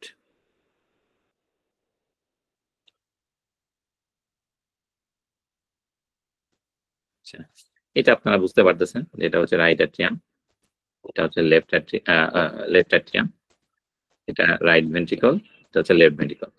এখন যদি একটা ভেন্ট্রিকুলার সেপ্টাল ডিফেক্ট থাকে তাহলে কি এটা কি সায়ানোটিক ডিজিজ হবে না অ্যাসায়ানোটিক ডিজিজ হবে, আপনাদের কি মনে হয়? এটা একটা ভেন্ট্রিকুলার সেপ্টাল ডিফেক্ট, এটা নিয়ে তো কারো কোনো কনফিউশন নাই, তাই না? যেহেতু আমরা হচ্ছে যেখানে ভেন্ট্রিকুলার মধ্যে একটা গ্যাপ দেখতে পাচ্ছি, এটা কি সায়ানোটিক হবে না অ্যাসায়ানোটিক হবে, কি মনে হচ্ছে আপনাদের? অ্যাসায়ানোটিক ভাইয়া। আচ্ছা, অ্যাসায়ানোটিক কেন হবে? ভাই সায়ানোটিক হবে, কারণ রাইট ভেন্ট্রিকল। আচ্ছা ভাইয়া বলি। আচ্ছা, এটা কিন্তু অ্যাসায়ানোটিকই হবে। কেন হবে আমি একটু বলি। এটা হচ্ছে যে যেটা হয় যে আপনারা দেখেন যে বেসিক্যালি আমাদের হার্টের যে পাথওয়ে সেটা কি, আপনার রাইট অ্যাট্রিয়ামে ব্লাড আসলো, রাইট ভেন্ট্রিকলে আসবে, রাইট ভেন্ট্রিকল থেকে এরপর এটা কোথায় যাবে, এটা চলে যাবে হচ্ছে পালমোনারি ট্রাঙ্ক দিয়ে আমাদের লাংয়ের সার্কুলেশনে যাবে, লাং টাং ঘুরে সে আবার লেফট অ্যাট্রিয়ামে আসবে, তাই না, লেফট অ্যাট্রিয়ামে এসে লেফট ভেন্ট্রিকলে আসবে, এরপরে কিন্তু সে চলে যাবে হচ্ছে আমাদের পুরো সার্কুলেশনে। তো এখন যেহেতু এই জায়গাটাতে ফুটা আছে তাহলে তো সে এই দিক দিয়ে যে তার তো এখন যাওয়ার রাস্তা দুইটা, সে চাইলে আইদার এই দিকে যেতে পারে অথবা সে আইদার এখান দিয়ে সে কোথায় আমাদের হচ্ছে পালমোনারি সার্কুলেশনে যেতে পারে, পালমোনারি সার্কুলেশনে যেতে পারে, অথবা সে লেফট ভেন্ট্রিকলে যেতে পারে। সে কোনটাতে যাবে এইটা হচ্ছে এখন দেখার বিষয়। এখন যদি সে এই দিকে চলে যায় তার মানে কি, এখানে আমার হচ্ছে কি ব্লাড, এখানে হচ্ছে যে অক্সিজেন নাই, তাই না, অক্সিজেন যেহেতু নাই তার মানে অক্সিজেন বিহীন ব্লাড যদি ডিরেক্ট লেফট ভেন্ট্রিকলে চলে যায় তাহলে একটা সায়ানোটিক হার্ট ডিজিজ হওয়া উচিত। বাট এখানে সায়ানোটিক হার্ট ডিজিজ হয় না। কেন হয় না? তার কারণ আপনারা জানেন যে রাইট ভেন্ট্রিকলের যে প্রেসার তার থেকে কিন্তু লেফট ভেন্ট্রিকলের প্রেসার হচ্ছে মাছ মাছ হায়ার, তাই না? তার কারণ কি? কারণ লেফট ভেন্ট্রিকল হচ্ছে যে বেশি থিক এবং লেফট ভেন্ট্রিকলের কন্ট্রাকশন পাওয়ার বেশি, ফলে যেটা হয় যে ব্লাড সাধারণত বেসিক্যালি এখানে এসে আর এদিকে যায় না, তার কারণ এটা হচ্ছে লো প্রেসার, তাই না, আর এটা হচ্ছে হাই প্রেসার। আমরা তো জানি যে যে কোনো ফ্লুইড বা হচ্ছে গ্যাসের বৈশিষ্ট্য হচ্ছে সে লো থেকে হাই কখনো যাবে না, উল্টা জিনিসটা হবে। এই কারণে ওরা যেটা করে এদিকে না যে ওরা কি করে আলটিমেটলি এই যে পালমোনারি ভেনে উঠে যাবে, সরি পালমোনারি আর্টারিতে উঠে যাবে, তারপরে সে কি করবে পালমোনারি সার্কুলেশনে আলটিমেটলি এখান দিয়ে আসবে। এখান দিয়ে যখন আসবে তখন তার রাস্তা কিন্তু দুইটা, এখন সে এদিকেও আসতে পারে আবার এদিকে সে কোন দিকে যেতে পারে, সে কিন্তু অ্যাওটা দিয়ে পুরো বডিতে চলে যেতে পারে। এখন যেহেতু এটা হচ্ছে হাই প্রেসার এবং এটা হচ্ছে লো প্রেসার, ফলে এরা কিন্তু সাধারণত এইদিকে চলে আসে। তাহলে আলটিমেটলি কি হচ্ছে দেখেন যে ভেন্ট্রিকুলার সেপ্টাল ডিফেক্ট বা এখানে যদি কোনো ডিফেক্ট থাকে অ্যাট্রিয়াল সেপ্টাল ডিফেক্ট, এসব জায়গাতে কিন্তু আপনার আমাদের যে ব্লাডটা সেটা কিন্তু অ্যাসায়ানোটিক হার্ট ডিজিজ হবে। কেন? তার কারণ হচ্ছে যে আমার ব্লাড গুলি কিন্তু খুব ভালোভাবে অক্সিজেনেশন হচ্ছে, এরপরে এই জায়গাটাতে সে যখন এদিকে যাওয়ার কথা এদিকে না যে মোস্টলি সে এই দিকে আবার চলে আসতেছে। ফলে তার কি হচ্ছে দেখেন যে আমাদের অক্সিজেনেটেড ব্লাডে কিন্তু বারবার এই সার্কুলেশনে ঘুরপাক খেতে থাকবে, ফলে আলটিমেটলি কি হবে আমার কিন্তু পালমোনারি হাইপারটেনশন ডেভেলপ করবে। পালমোনারি হাইপারটেনশন যখন ডেভেলপ করবে তখন আলটিমেটলি কি হবে, আস্তে আস্তে আমরা দেখবো যে এই দিকের যে যাওয়ার যে প্রেশারটা সেটা অনেক বেড়ে যাচ্ছে, ফলে আমাদের মাসল অনেক হাইপারট্রফি হবে, এবং একটা পর্যায়ে যে যখন আমার রাইট ভেন্ট্রিকুলার হাইপারট্রফি অনেক বেশি হয়ে যাবে তখন সে কি করবে, এইটা এতদিন যে এইদিকে আসতেছিল সেটার এদিকে আসবে না, এখন পাশার দান উল্টায় যাবে, এইদিকে চলে যাবে ডিরেক্ট। এটা কিন্তু ইনিশিয়ালি হয় না, যখন অনেক দিন থাকার কারণে মানে ventricular septal defect atrial septal defect অনেক দিন থাকার কারণে যখন রাইট সাইডে প্রেসার অনেক বেড়ে যাবে হাইপারট্রফি হয়ে, তখন কিন্তু এটা আবার সায়ানোটিক হার্ট ডিজিজে কনভার্ট হয়ে যাবে। এই জিনিসটা একটা নাম আছে, এটাকে বলা হচ্ছে আইজেনমেঙ্গার সিনড্রোম।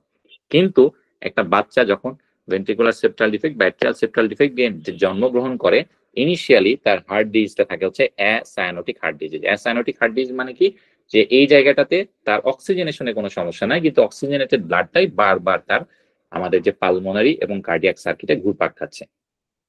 এই জিনিসটা এই জায়গাটাতে এখানে আছে, যে অ্যাসায়ানোটিকটা হচ্ছে সব থেকে কমন। এটা ওই যে ventricular septal defect, atrial septal defect, এগুলি প্রত্যেকটা হচ্ছে অ্যাসায়ানোটিক হার্ট ডিজিজ। এখানে খুব ইম্পর্টেন্ট দুইটা পয়েন্ট আপনাকে একটু আমি মানে পয়েন্ট আউট করতে চাই। সেটা হচ্ছে যে যত কনজেনিটাল হার্ট ডিজিজ আছে সব থেকে কমন কিন্তু হচ্ছে ভিএসডি, এবং এই অ্যাসায়ানোটিক এবং সায়ানোটিকের মধ্যে মানে বোথ অ্যাসায়ানোটিক এবং সায়ানোটিক সব মিলাই কিন্তু ভেন্ট্রিকুলার সেপ্টাল ডিফেক্ট সব থেকে কমন। সায়ানোটিকের ক্ষেত্রে আবার সব থেকে কমন কিন্তু হচ্ছে যে এই যে টেট্রালজি অফ ফ্যালোট। তাহলে কিন্তু দুইটা কিন্তু ডিফারেন্ট জিনিস। টোটালি আমাদের সব থেকে ইম্পর্টেন্ট হচ্ছে ভেন্ট্রিকুলার সেপ্টাল ডিফেক্ট, আর যখন শুধুমাত্র সায়ানোটিক হার্ট ডিজিজ তখন কিন্তু আমাদের সব থেকে কমন হচ্ছে টেট্রালজি অফ ফ্যালোট। এখন টেট্রালজি অফ ফ্যালোটের এই যে এই জিনিসগুলি দেখেন এখানে লেখা আছে, যেটা আমি বললাম আপনাদেরকে। টেট্রালজি অফ ফ্যালোটের কিন্তু 4টা বৈশিষ্ট্য। টেট্রালজি অফ ফ্যালোট আপনারা কি বলতেছেন দেখেন, এটা কিন্তু একটা সায়ানোটিক হার্ট ডিজিজ। সায়ানোটিক মানে কি, যে তার অক্সিজেনেশন কম হচ্ছে আর কি, তাই না? সায়ানোটিক হার্ট ডিজিজ আবার আমরা একটু কি পড়ছি দেখেন, যে ভেন্ট্রিকুলার সেপ্টাল ডিফেক্ট কিন্তু কি, এটা কিন্তু একটা অ্যাসায়ানোটিক হার্ট ডিজিজ। এবং মজার ব্যাপার হচ্ছে এখন আপনি দেখেন টেট্রালজি অফ ফ্যালোটে তার যে 4টা বৈশিষ্ট্য থাকে, সেখানে আপনারা কি দেখতে পাচ্ছেন, যে তার কিন্তু ভেন্ট্রিকুলার সেপ্টাল ডিফেক্ট আছে, রাইট ভেন্ট্রিকুলার হাইপারট্রফি আছে, right ventricular outflow tract obstruction আছে, ওভাররাইডিং আউটা আছে। তার মানে টেট্রালজি অফ ফ্যালোট একটা cyanotic heart disease, ventricular septal defect হচ্ছে একটা অ্যাসায়ানোটিক হার্ট ডিজিজ। কিন্তু টেট্রালজি অফ ফ্যালোটে ভেন্ট্রিকুলার সেপ্টাল ডিফেক্ট থাকার পরেও এটা কিন্তু কি হয়েছে, একটা সায়ানোটিক হার্ট ডিজিজ হয়েছে, তাই না? ভেন্ট্রিকুলার সেপ্টাল ডিফেক্ট থাকলে তো তার অ্যাসায়ানোটিক হার্ট ডিজিজ হওয়া উচিত ছিল, বাট এই জায়গাটাতে কিন্তু তার সায়ানোটিক হার্ট ডিজিজ। এটার কারণ কি? তার কারণ খুব সিম্পল, সেটা হচ্ছে যে এই যে একটু আগে যেটা আমরা বলতেছিলাম আর কি, যে এই জায়গাটাতে আসার পরে এখানে আমরা হচ্ছে যে একটা পালমোনারি একটা, এটাকে আমরা পালমোনারি আর্টারি ধরলাম আর কি, হ্যাঁ, এখানে হচ্ছে একটা ভালভ আছে। এই জায়গাটাতে আসার পরে আপনারা বুঝতে পারতেছেন যে আমাদের ব্লাডটা এই জায়গাতে আসার পরে সে দুই জায়গাতে যেতে পারে। একটা যেটা বলতেছিলাম, সে আইদার এদিকে যাওয়ার রাস্তা আছে বা এদিকে যাওয়ার রাস্তা আছে। নর্মালি যখন ভেন্ট্রিকুলার সেপ্টাল ডিফেক্ট থাকে তখন সে এই রাস্তাটাতে যায়, এটাতে কিন্তু সে যায় না। কেন যায় না? তার কারণ এটার প্রেশার কম, এটার প্রেশার আমাদের বেশি, তাই না? আচ্ছা, কিন্তু এই যে আমাদের যখন টেট্রালজি অফ ফ্যালোটে একটা প্যাথোলজি হচ্ছে ventricular septal defect. 2 number pathology হচ্ছে যে এই যে পালমোনারি যে মুখটা, এটা কিন্তু স্টেনোজড থাকে, অর্থাৎ এটা কিন্তু এত ওপেন থাকে না, এটা কিন্তু একদম চিকন থাকে, এরকম হচ্ছে চিকন থাকে। তাহলে তখন কি হবে দেখেন, যে ওই ভদ্রলোক ব্লাড এখানে আসবে ঠিকই, এখন তার রাস্তা এখানেও আছে আবার এদিকেও আছে, কিন্তু এটা তখন আবার চিকন চিকন থাকার কারণে সে তখন কি করে, এই ব্লাডগুলি এই দিকে চলে যায়, মানে লেফট ভেন্ট্রিকুলার দিকে চলে যায়। ফলে যদিও ভেন্ট্রিকুলার সেপ্টাল ডিফেক্টের কারণে অ্যাসায়ানোটিক হার্ট ডিজিজ হয়, এবং টেট্রালজি অফ ফ্যালোটে ভেন্ট্রিকুলার সেপ্টাল ডিফেক্ট থাকার পরেও কিন্তু এখানে সায়ানোটিক হার্ট ডিজিজ হচ্ছে, এবং হওয়ার কারণ কি? হওয়ার কারণ হচ্ছে এটাই, যে এখানে আবার অ্যাসোসিয়েটেড পালমোনার স্টেনোসিস থাকে। ফলে এখান দিয়ে ব্লাডটা যেহেতু যেতে কষ্ট হয়, এবং এই ফুটাটা যেহেতু বড়, ফলে এখান দিয়ে বেশি ব্লাডটা চলে আসে। এই জিনিসটা আপনারা একটু খেয়াল করে দেখবেন আর কি। তাহলে এখানে মোটামুটি এই যে কি বৈশিষ্ট্য আছে এটা আপনাদের জন্য ইম্পর্টেন্ট, এবং এটা কি কি ফিচার আছে এটা একটু দেখবেন। এবং আমরা ছোটবেলা থেকে পড়ে আসতেছি যে এটার এক্সরেতে কিন্তু একটা বুট শেপ হার্ট পাওয়া যায়, তাই না? এবং এটার যে মারমার সেটাকে আমরা হচ্ছে ইজেকশন সিস্টোলিক মারমার বলি। এবং এটার ম্যানেজমেন্ট কি? এটা ম্যানেজমেন্ট আপনারা জানেন যে আমাদেরকে সার্জিক্যাল রিপেয়ার করতে হবে। আচ্ছা, এবার আমরা আসি একটু পেডিয়াট্রিক ফ্লুইড ম্যানেজমেন্টে। অসম্ভব ইম্পর্টেন্ট, এবং আমরা বাংলাদেশে পেডিয়াট্রিক ফ্লুইড ম্যানেজমেন্ট বলতে আসলে বেসিক্যালি কিছুই করি না, কারণ আমাদের বাংলাদেশে বিভিন্ন রকম স্যালাইন প্রচলিত আছে, তাই না? আপনারা চিন্তা করে দেখেন যে আমাদের বাংলাদেশে কি কি আছে, তাই না? যেমন হচ্ছে যে আমরা কি কি দেই, আমরা আমাদের সরকারি হাসপাতালে আমরা বেবি স্যালাইন দিই, তাই না? বেবি স্যালাইনের মধ্যে আপনাদের মনে আছে কি আমি জানি না, বেবি স্যালাইনে কিন্তু থাকে হচ্ছে যে আপনার আমার যতদূর মনে আছে আর কি, যে 5% ডেক্সট্রোজ থাকে, তার সাথে কিন্তু 0.2 to 5% হচ্ছে সোডিয়াম ক্লোরাইড থাকে। তারপরে ধরেন আমাদের এখানে যেটাকে আমরা ওই যে পেডিসল নামে পাই, বেবিসল নামে পাই, ডেক্সট্রোসাল বেবি নামে পাই, এগুলি সবগুলির এই যে এটাই হচ্ছে তার কম্পোজিশন। তারপর হচ্ছে যে আমাদের ওই যে জুনিয়র স্যালাইন আছে, তাই না? জুনিয়র স্যালাইন মানে কি? লিবোটেস জুনিয়র, ডেক্সট্রোসাল মিনি ইত্যাদি বিভিন্ন রকম স্যালাইন আছে, যেটা আমরা ওই যে 5% ডি এর সাথে আমরা সেখানে হচ্ছে যে 0.45% সোডিয়াম ক্লোরাইড দিই আর কি। আচ্ছা, মজার ব্যাপার হচ্ছে যে বাইরের দেশে কিন্তু এসব আজে বাজে কোনো সলিউশন হচ্ছে ইউজ করে না। আপনি খুবই অবাক হবেন যে নাইস গাইডলাইনে বলছে যে বাচ্চাদের আপনি যে ফ্লুইড দিবেন সেটা কি টাইপের ফ্লুইড দিবেন সেটা কিন্তু একদম বলে দেওয়া আছে। কি টাইপের ফ্লুইড দিতে বলা হয়েছে এখানে? পেডিয়াট্রিক ফ্লুইড ম্যানেজমেন্টের প্রথম ইম্পর্টেন্ট জিনিস হচ্ছে, আপনার এটা একটু খেয়াল করে শুনবেন, যে বাচ্চাটা কি নিওনেটাল পিরিয়ডে আছে নাকি নন নিওনেটাল পিরিয়ডে আছে, এটা হচ্ছে আপনার প্রথম কাজ। নন নিওনেট নাকি নিওনেট। নিওনেট মানে আপনারা জানেন যে বাচ্চা 28 দিনের মধ্যে আছে, তাই না? এবং নিওনেট, নন নিওনেট মানে কি বাচ্চার বয়স 28 দিনের বেশি। তাহলে এটা হচ্ছে 28 ডেজ এর মধ্যে যদি থাকে তাহলে তার একরকম ফ্লুইড লাগবে, আর যারা মোর দেন 28 ডেজ তাদের জন্য কিন্তু আলাদা একরকম ফ্লুইড লাগবে। এইটা আপনার প্রথমে বুঝে নিতে হবে। আচ্ছা, এখন বাইরের দেশে ওরা বলছে যে আপনি কোন একটা বাচ্চাকে যখন কোনো স্যালাইন দেবেন সেটা কি কারণে দেবেন, এখানে কিন্তু কয়েকটা আবার ইম্পর্টেন্ট পয়েন্ট আছে। যেমন রিসেন্টলি আমাদের ফেসবুক গ্রুপে একটা ভাইয়া হচ্ছে যে একটা সিনারিও দিছিল, যে ওখানে আপনাকে কিন্তু জানতে চাইছে যে রিসাসিটেশন ফ্লুইডের অ্যামাউন্টটা কি। আমরা কিন্তু বিভিন্ন রকম ফ্লুইড দিতে পারি, তাই না? আমরা কিন্তু রিসাসিটেশন ফ্লুইড দিতে পারি। রিসাসিটেশন মানে কি যে বাচ্চার কিন্তু ঘাটতি আছে, সে হয় ট্রমা বা এক্সেসিভ ভমিটিং বা কোনো একটা কারণে তার বডিতে ফ্লুইডের লেভেল অনেক কমে গেছে, ফলে আপনি তাকে ফ্লুইড দিয়ে রিসাসিটেট করবেন, তার ভলিউমটাকে রেস্টোর করবেন, এটাকে বলা হচ্ছে রিসাসিটেশন। আবার কিন্তু কিছু আছে কি মেইনটেনেন্স ফ্লুইড, তাই না? মেইনটেনেন্স মানে কি যে তার যে প্রতিদিনের যে ঘাটতি সেই ঘাটতিটাকে আপনি ফিল আপ করতেছেন, এটা হচ্ছে আরেকটা। তো আমরা এখন যেটা ডিসকাস করতেছি সেটা বেসিক্যালি মেইনটেনেন্স ফ্লুইডের জন্য, এটা কিন্তু রিসাসিটেশনের জন্য না। রিসাসিটেশনের জন্য কোনটা, এটা আমরা রিকল যখন সলভ করব তখন আমরা এটা দেখবো। এবং এটা এক্ষেত্রে একটা রুল আছে, সেটা হচ্ছে যে বাচ্চার ওজন যদি 40 কেজির কম হয় তাহলে একটা বাচ্চা আপনার কাছে আসলে আপনি প্রথমে তার ওজনকে ক্যালকুলেট করবেন এবং ক্যালকুলেট করে এটাকে 20 দিয়ে গুণ দিবেন। যে ফ্লুইডটা আপনি পাবেন সেটা হচ্ছে তার জন্য রিসাসিটেশন ফ্লুইড, মানে আপনি তাকে চোখ বন্ধ করে ওইটুকু ফ্লুইড দিয়ে দিতে পারেন। যেমন ধরেন যে যে সিনারিওটা ছিল যে 34 কেজির একটা বাচ্চা যদি তাকে আপনি রিসাসিটেট করতে চান, সে দেখা গেল যে রোড ট্রাফিক অ্যাক্সিডেন্ট করে আসছে, তাকে যদি আপনি রিসাসিটেট করতে চান তাহলে আপনার সেক্ষেত্রে কি করতে হবে, আপনাকে 20 ml দিয়ে গুণ করতে হবে। 20 ml দিয়ে গুণ করলে সেটা আসে 680 ml এইভাবে। তো এই ক্যালকুলেশন আমরা যখন রিকল সলভ করবো তখন জানবো। আমরা এখন বেসিক্যালি জানবো হচ্ছে আমাদের মেইনটেনেন্স ফ্লুইডের জন্য। তো মেইনটেনেন্স ফ্লুইডের জন্য আপনাকে প্রথমে দুই ভাগ করে ফেলতে হচ্ছে। একটা হচ্ছে যে আপনি দেখবেন যে বাচ্চার বয়স কত, নিওনেট নাকি নন নিওনেট। আপনি একটা বাচ্চার অপারেশন করতেছেন, আপনি তাকে কি ফ্লুইড দিবেন? আপনার প্রথম পছন্দ হচ্ছে যদি নিওনেট হয় তাহলে এটা আমরা একটু দাগ দিয়ে দিই। নিওনেট যদি হয় মানে নন নিওনেট যদি হয় আপনার প্রথম পছন্দ যে 0.9% সোডিয়াম ক্লোরাইড। আমাদের স্যার ম্যাডামরা তো হার্ট ফেল করবে এটা দেখলে, তাই না? কিন্তু ওদের ক্ষেত্রে কিন্তু একদম খুব স্ট্রিক্টলি বলা নাইস গাইডলাইনে যে একটা বাচ্চা তাকে আপনি রিসাসিটেট করতেছেন, মনে করেন আপনি একটা বাচ্চার অপারেশন করছেন কি ধরা যাক হচ্ছে তার একটা গাট অ্যানাস্টোমোসিস করছেন, বা ধরেন একটু আগে যে আমরা বললাম যে থাইরোগ্লোসাল সিস্টের অপারেশন করছেন, যে কোনো একটা অপারেশন করছেন, আপনি তাকে মেইনটেনেন্স ফ্লুইড দিচ্ছেন। মজার ব্যাপার হচ্ছে ওরা বলছে কি যে আপনি তাকে আইসোটোনিক ফ্লুইড দিবেন। আইসোটোনিক ফ্লুইড মানে কি 0.9% সোডিয়াম ক্লোরাইড দিবেন অথবা হার্টম্যান সলিউশন দিবেন। তারা কিন্তু গ্লুকোজ কন্টেনিং ফ্লুইড দেওয়ার কথা বলে নাই। আপনারা খেয়াল করে শুনবেন এটা, যে তারা কিন্তু গ্লুকোজ কন্টেনিং ফ্লুইড দেওয়ার কথা বলে নাই। তারা কি বলছে, তারা বলছে এরপরে আপনি এই বাচ্চাকে এই দুইটা ফ্লুইড দিয়ে শুরু করবেন এবং তাকে আপনি টাইম টু টাইম কি করবেন, তার র্যান্ডম ব্লাড সুগার মেজার করবেন। যদি র্যান্ডম ব্লাড সুগার মেজার করার সময় যদি দেখেন যে তার ব্লাড সুগার লেভেল কমে যাচ্ছে, তখন আপনি তাকে কি করতে পারেন, 5% ডিএ এক্সট্রা অ্যাড করতে পারেন, অথবা 5% ডিএ এর সাথে আপনি 0.45% সোডিয়াম ক্লোরাইড অ্যাড করতে পারেন। কিন্তু কখনোই আপনি এইটা আর এইটারে প্রথম থেকে দিতে পারবেন না, এইটা আপনার মাথায় ঢুকে নিতে হবে। তাহলে আমরা এখন পড়তেছি পেডিয়াট্রিক ফ্লুইড ম্যানেজমেন্টের মেইনটেনেন্সটা, যে আমরা মেইনটেইন করার জন্য কিভাবে ফ্লুইড দেবো একটা বাচ্চাকে অপারেশনের পরে। সেখানে নাইস গাইডলাইন বলতেছে যে আপনি আগে এটাকে ভাগ করবেন নিওনেট এবং নন নিওনেটে। নিওনেট মানে 28 দিনের কম বাচ্চার জন্য একরকম, নন নিওনেট মানে 28 দিনের বেশি বয়সের বাচ্চার জন্য আরেক রকম। এবং সেখানে ওনারা বলছে যে আপনি একটা অপারেশন করার পরে বাচ্চাকে শুরু করবেন এই দুইটা যে কোনো একটা দিয়ে, তার যে বডি রিকোয়ারমেন্ট সেটাকে ক্যালকুলেট করে এই দুইটা যে কোনো একটা দিয়ে শুরু করবেন। আগেই টেক্সট্রোজ দেওয়ার দরকার নেই। টেক্সট্রোজ আপনি কখন দিবেন, আপনি এই বাচ্চার বারবার আরবিএস চেক করতে থাকবেন। কতক্ষণ পরে এটা ওরা স্পেসিফাই করে না, এটা depends on the physicians description. Physician যখন মনে করবে সে করাবে। এবং এটার পরে যদি দেখেন যে তার ব্লাড সুগার কম, তখন আপনি তাকে 5% দিয়ে দিতে পারেন, অথবা 5% দিয়ে সাথে 0.45% সোডিয়াম ক্লোরাইড দিতে পারেন। এখন কোনো কারণে যদি গাট লস অনেক বেশি হয় তখন আপনি চাইলে এটার সাথে পটাশিয়াম অ্যাড করতে পারেন। কিন্তু প্রথমে এগুলি কোনো কিছু আপনি দিবেন না। প্রথমে আপনি হয় এটা দিবেন নাহলে এটা দিবেন, যে কোনো একটা দিবেন।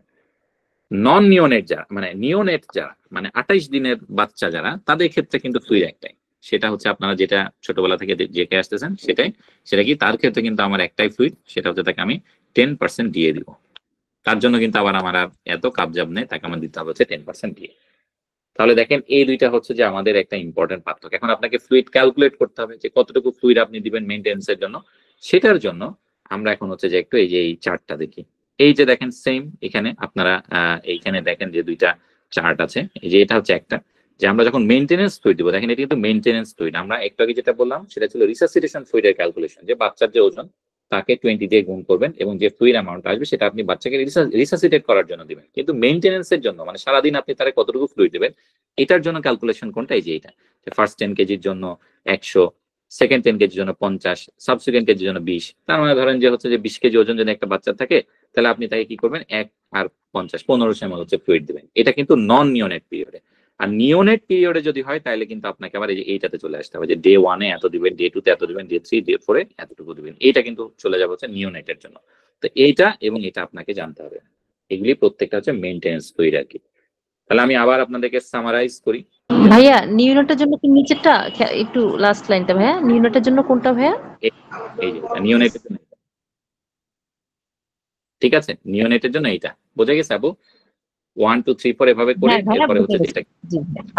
আচ্ছা। আর এইটা হচ্ছে আমাদের নন নিওনেটের জন্য, এইটা হচ্ছে নন নিওনেটের জন্য, এটা হচ্ছে আমরা এটা ফলো করবো আর কি। এবং এটা কিন্তু মেইনটেনেন্স ফ্লুইড, বারবার বলতেছি। রিসাসিটেশন ফ্লুইড কিন্তু ওই যে এটা আমরা রিকলের সময় দেখবো, এবং একটু আগে যেটা বলতেছিলাম যে 20 দিয়ে আমরা গুণ করি আর কি, যে রিসাসিটেশন ফ্লুইডটা। তাহলে আমরা এখানে একটা ফাইনালাইজ করি যে কোনটা কোনটা অ্যাভয়েড করবো। যে দেখেন যেটা আমরা একটু আগে বলতেছিলাম যে আমরা নিওনেট পিরিয়ডের মধ্যে আমরা চেষ্টা করব কি যে এই যে স্যালাইন গ্লুকোজ সলিউশন না দেওয়ার জন্য, খেয়াল করছেন যেটা আমরা বললাম। আচ্ছা, এবং প্রেফারেবল থাকবে কি যে আমার হচ্ছে আইসোটোনিক সলিউশন আমাকে দিতে হবে। এবং এখানে আর কি আছে যে হচ্ছে যে আমাদের যেটা করতে হবে আর কি, যে দেখেন যে আমরা যখন হচ্ছে করব তখন আমরা গ্লুকোজ কন্টেনিং সলিউশন অ্যাভয়েড করব, এবং হচ্ছে যে ব্লাড গ্লুকোজ লেভেলকে আমরা বারবার মনিটর করব। কোনটা ইউজ করবো, যে দেখছেন যে আইভি ফ্লুইড যাদের মেইনটেনেন্স দরকার তাদের জন্য আমরা আইসোটোনিক ক্রিস্টালয়েড ইউজ করব। বেসিক্যালি কোনটা, বেসিক্যালি হচ্ছে যে সোডিয়াম ক্লোরাইড এবং হার্টম্যান সলিউশন। আচ্ছা, আর এটার বাইরে যদি প্রয়োজন মনে করি আমি, সেক্ষেত্রে আমি ব্লাড গ্লুকোজ লেভেল চেক করে সেভাবে আমি ব্লাড সুগার দিতে পারি, অথবা আমার যদি প্রয়োজন হয় তাহলে আমি পটাশিয়াম দিতে পারি। এই কয়েকটা জিনিস হচ্ছে যে আপনাকে ভালোভাবে দেখতে হবে আর কি। ভাইয়া কি সামিন ভাইয়া কিছু বলতে চাচ্ছেন? ভাই এখানে তো মানে millilitre per kg per day হিসেবে দেওয়া, তো কিছু কিছু কোশ্চেনে দেখছি যে millilitre per kg per hour হিসেবে চাচ্ছে, তো এই আওয়ার হিসেবে ভ্যালুটা কত হবে? 24 দিয়ে ভাগ করবেন।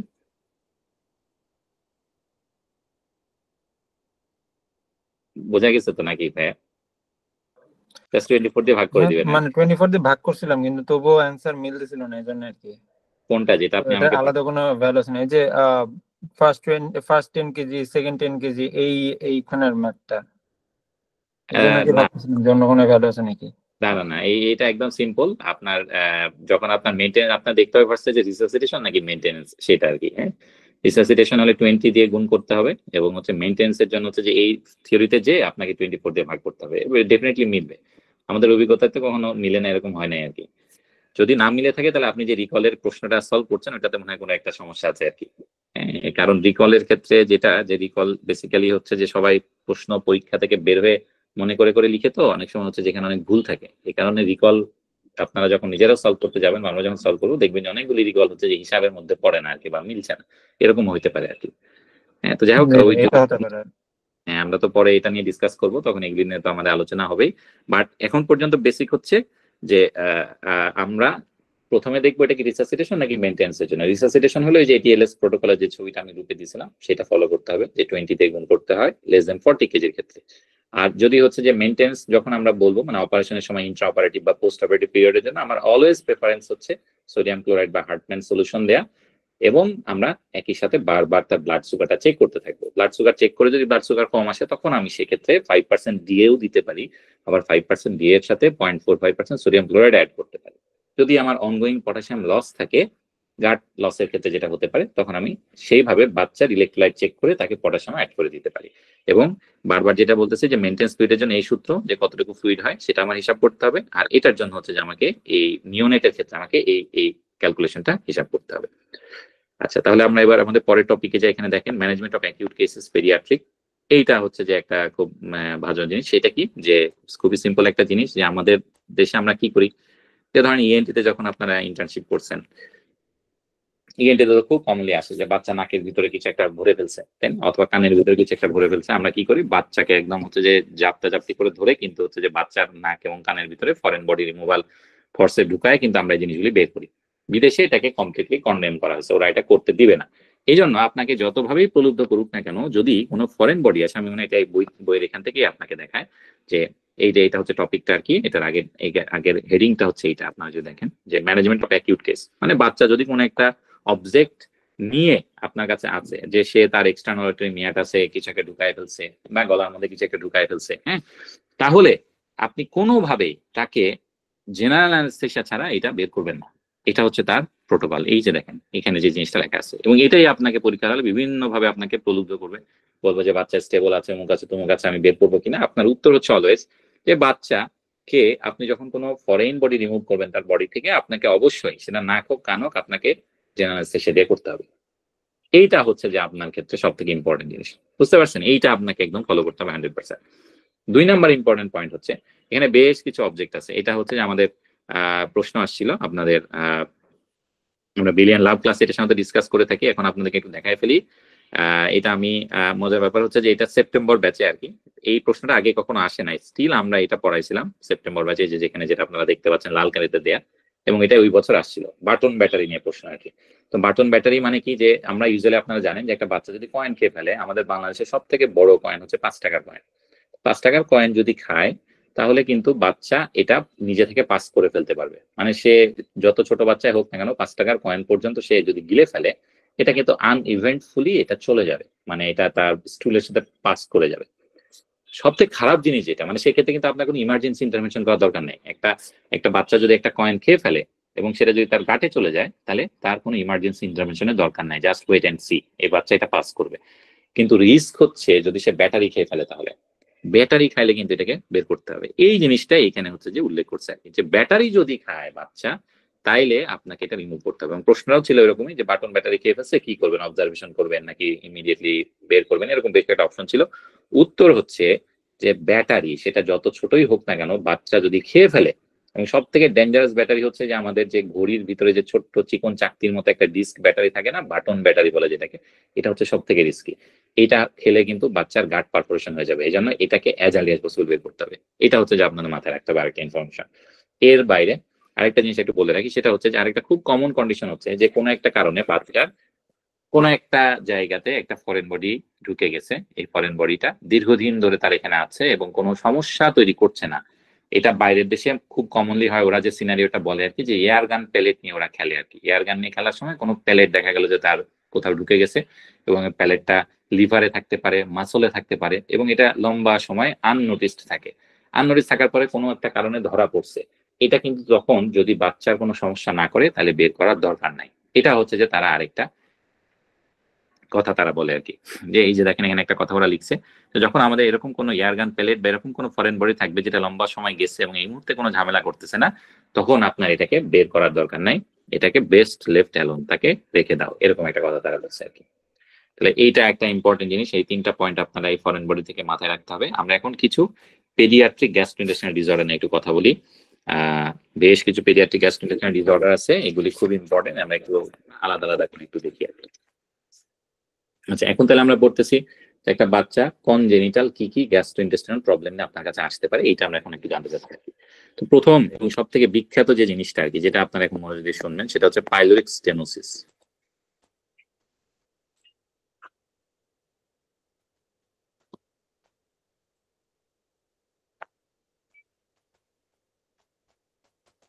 এবং এটার সাথে আপনাদের জীবন তেনা করে দিবে রিকলের সময়, সেটা হচ্ছে গ্যাস্ট্রোএসোফেজিয়াল রিফ্লাক্স ডিজিজ। এটা হচ্ছে যে আপনাকে জানতে হবে এখানে পাইলোরিক স্টেনোসিস এবং গ্যাস্ট্রোএসোফেজিয়াল রিফ্লাক্স ডিজিজ।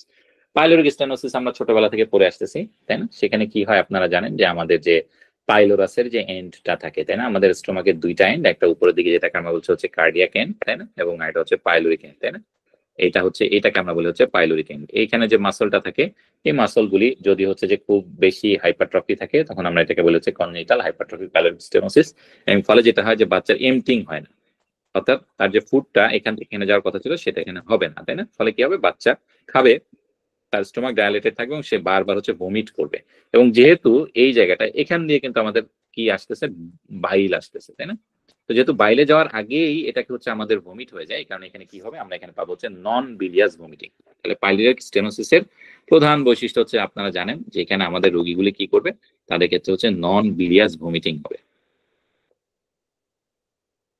আমাদের এখানে নন বিলিয়াস ভমিটিং হবে। এটা হচ্ছে প্রধান বৈশিষ্ট্য, যে বাচ্চা খাওয়ার পরেই প্রজেক্টাইল, এবং এই ভমিটিং কিন্তু ডেঞ্জারাস ভমিটিং, একদম বাচ্চা বমি যে করবে সে কিন্তু একটা প্রজেক্টাইল ভমিটিং করবে, মানে মোটামুটি 1 কিলো দূরে যে বমিটা পড়বে। এটা হচ্ছে তার একটা খুব ইম্পর্টেন্ট বৈশিষ্ট্য, এবং এটা সব থেকে কমনলি কিন্তু প্রেজেন্ট করে। এইটা এখন যেগুলি বলছি খুব ইম্পর্টেন্ট, 4 to 6 উইক, এই টাইম ফ্রেমটা আপনাদের জন্য খুব ইম্পর্টেন্ট, যে কোন সময় এটা প্রেজেন্ট করতেছে। এই টাইম ফ্রেম দেখে কিন্তু আপনাকে অনেক কেসে ডিসাইড করতে হবে যে আপনার ডায়াগনোসিসটা কি হবে। তাহলে পাইলোরিক স্টেনোসিসটা সাধারণত 4 থেকে 6 সপ্তাহ বয়সে প্রেজেন্ট করে। এখানে যে বমিটা হয় সেটা হচ্ছে নন বিলিয়াস ভমিটিং হয়, এবং এটা একটা প্রজেক্টাইল ভমিটিং হয়।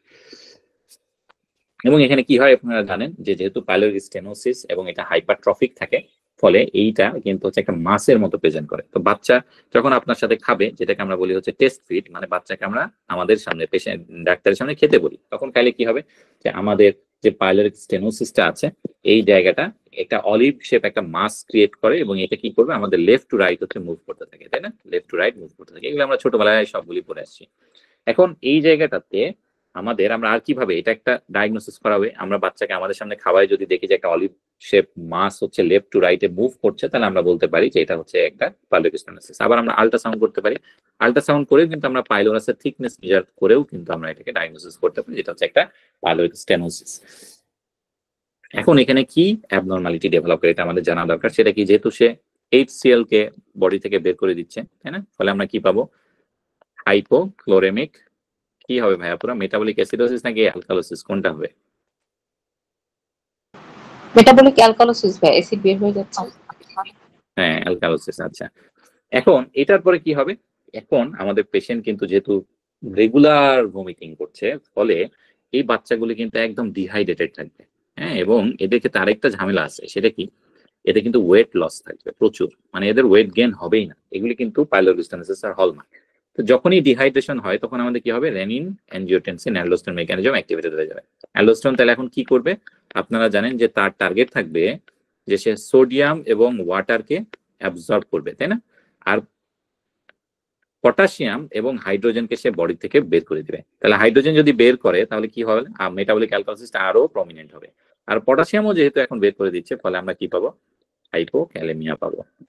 তাহলে টোটাল আমার কি কি জিনিস হচ্ছে, এইটা কিন্তু অনেকবার আসছে, যে আমার পাইলোরিক স্টেনোসিসের রোগীর ক্ষেত্রে আমার মেটাবলিক অ্যাবনরমালিটি হচ্ছে হাইপোক্যালেমিক, মেটাবলিক অ্যালকালোসিস এবং হাইপোক্লোরেমিয়া থাকবে আর কি। তাহলে টোটাল পাচ্ছি কি, হাইপোক্যালেমিক, হাইপোক্লোরেমিক, মেটাবলিক অ্যালকালোসিস। এটা হচ্ছে যে আমাদের পাইলোরিক স্টেনোসিসের মেটাবলিক অ্যাবনরমালিটি। এইটা কিন্তু অনেকবার পরীক্ষাতে আসছে। এই বৈশিষ্ট্যগুলো যদি থাকে, তাহলে আপনি ধরে নেবেন যে এটা হচ্ছে যে একটা পাইলোরিক স্টেনোসিসের রোগী। এখন আপনাকে সিনারিও দিবে, এবং জিআরডি আমরা ভাবি যে খালি বড়দের হয়, বাচ্চাদের ক্ষেত্রে খুব কমন কিন্তু জিআরডি গ্যাস্ট্রোএসোফেজিয়াল রিফ্লাক্স ডিজিজ। এবং বাচ্চার এক্ষেত্রেও কি হয়, বাচ্চা যে বমিটা করে সেটা এখানেও কিন্তু বেসিক্যালি যেটা হয়, যে বাচ্চা প্রচুর খেয়ে ফেলে এবং বাতাস খেয়ে ফেলে, তার খুব অ্যাবডোমিনাল ডিস্টেনশনের মতো হয়, এবং আলটিমেটলি সে তখন এটাকে মানে রিগার্জিটেট করে এটাকে সে বের করে দেয়। এখানেও কিন্তু আমরা সাধারণত যেটা পাই সেটা হচ্ছে নন বিলিয়াস ভমিটিং পাই।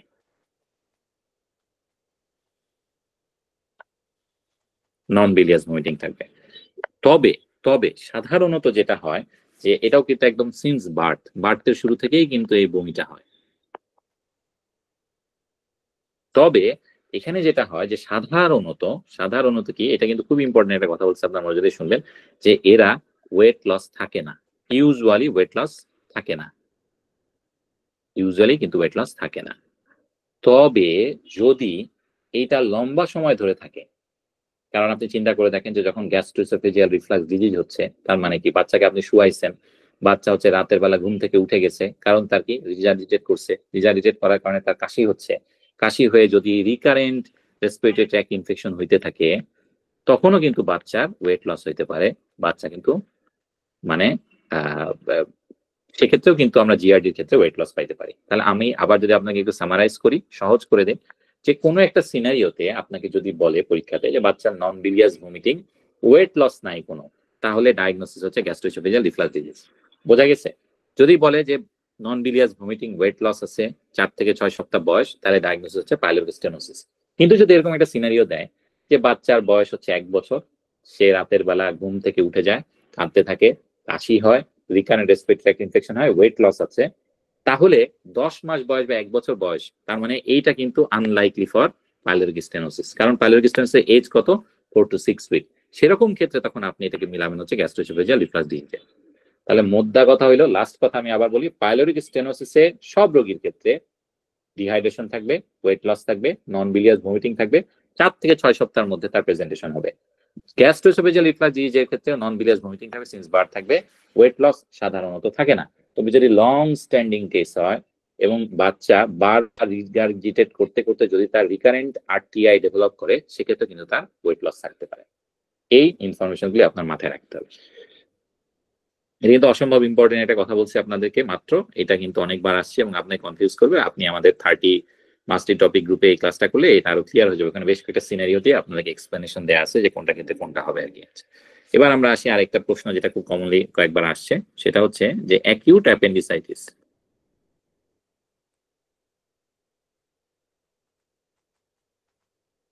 এবং আরেকটা হচ্ছে মেজেন্ট্রিক অ্যাডেনাইটিস।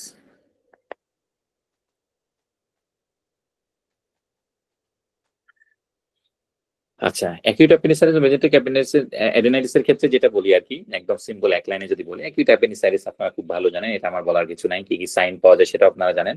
তবে মেজেন্ট্রিক অ্যাডেনাইটিস এবং অ্যাকিউট অ্যাপেন্ডিসাইটিস কিন্তু সিমিলার সিম্পটম নিয়ে আপনার কাছে প্রেজেন্ট করবে। কিরকম? এখানে যেটা হবে যে বাচ্চা আপনার কাছে আসবে যে তার হচ্ছে রাইট এর এক্সোসাতে পেন বা জেনারেলাইজ অ্যাবডোমিনাল পেন, এবং হচ্ছে যে আপনি যদি দেখেন এখানে একটা ডিফারেন্সিয়েটিং ফ্যাক্টর খুব ইম্পর্টেন্ট, সেটা কি, যে মেজেন্ট্রিক অ্যাডেনাইটিস এর বাচ্চার ক্ষেত্রে লাস্ট 2 উইকের মধ্যে তার একটা আপার রেসপিরেটরি ট্র্যাক্ট ইনফেকশন একটা হিস্ট্রি থাকবে।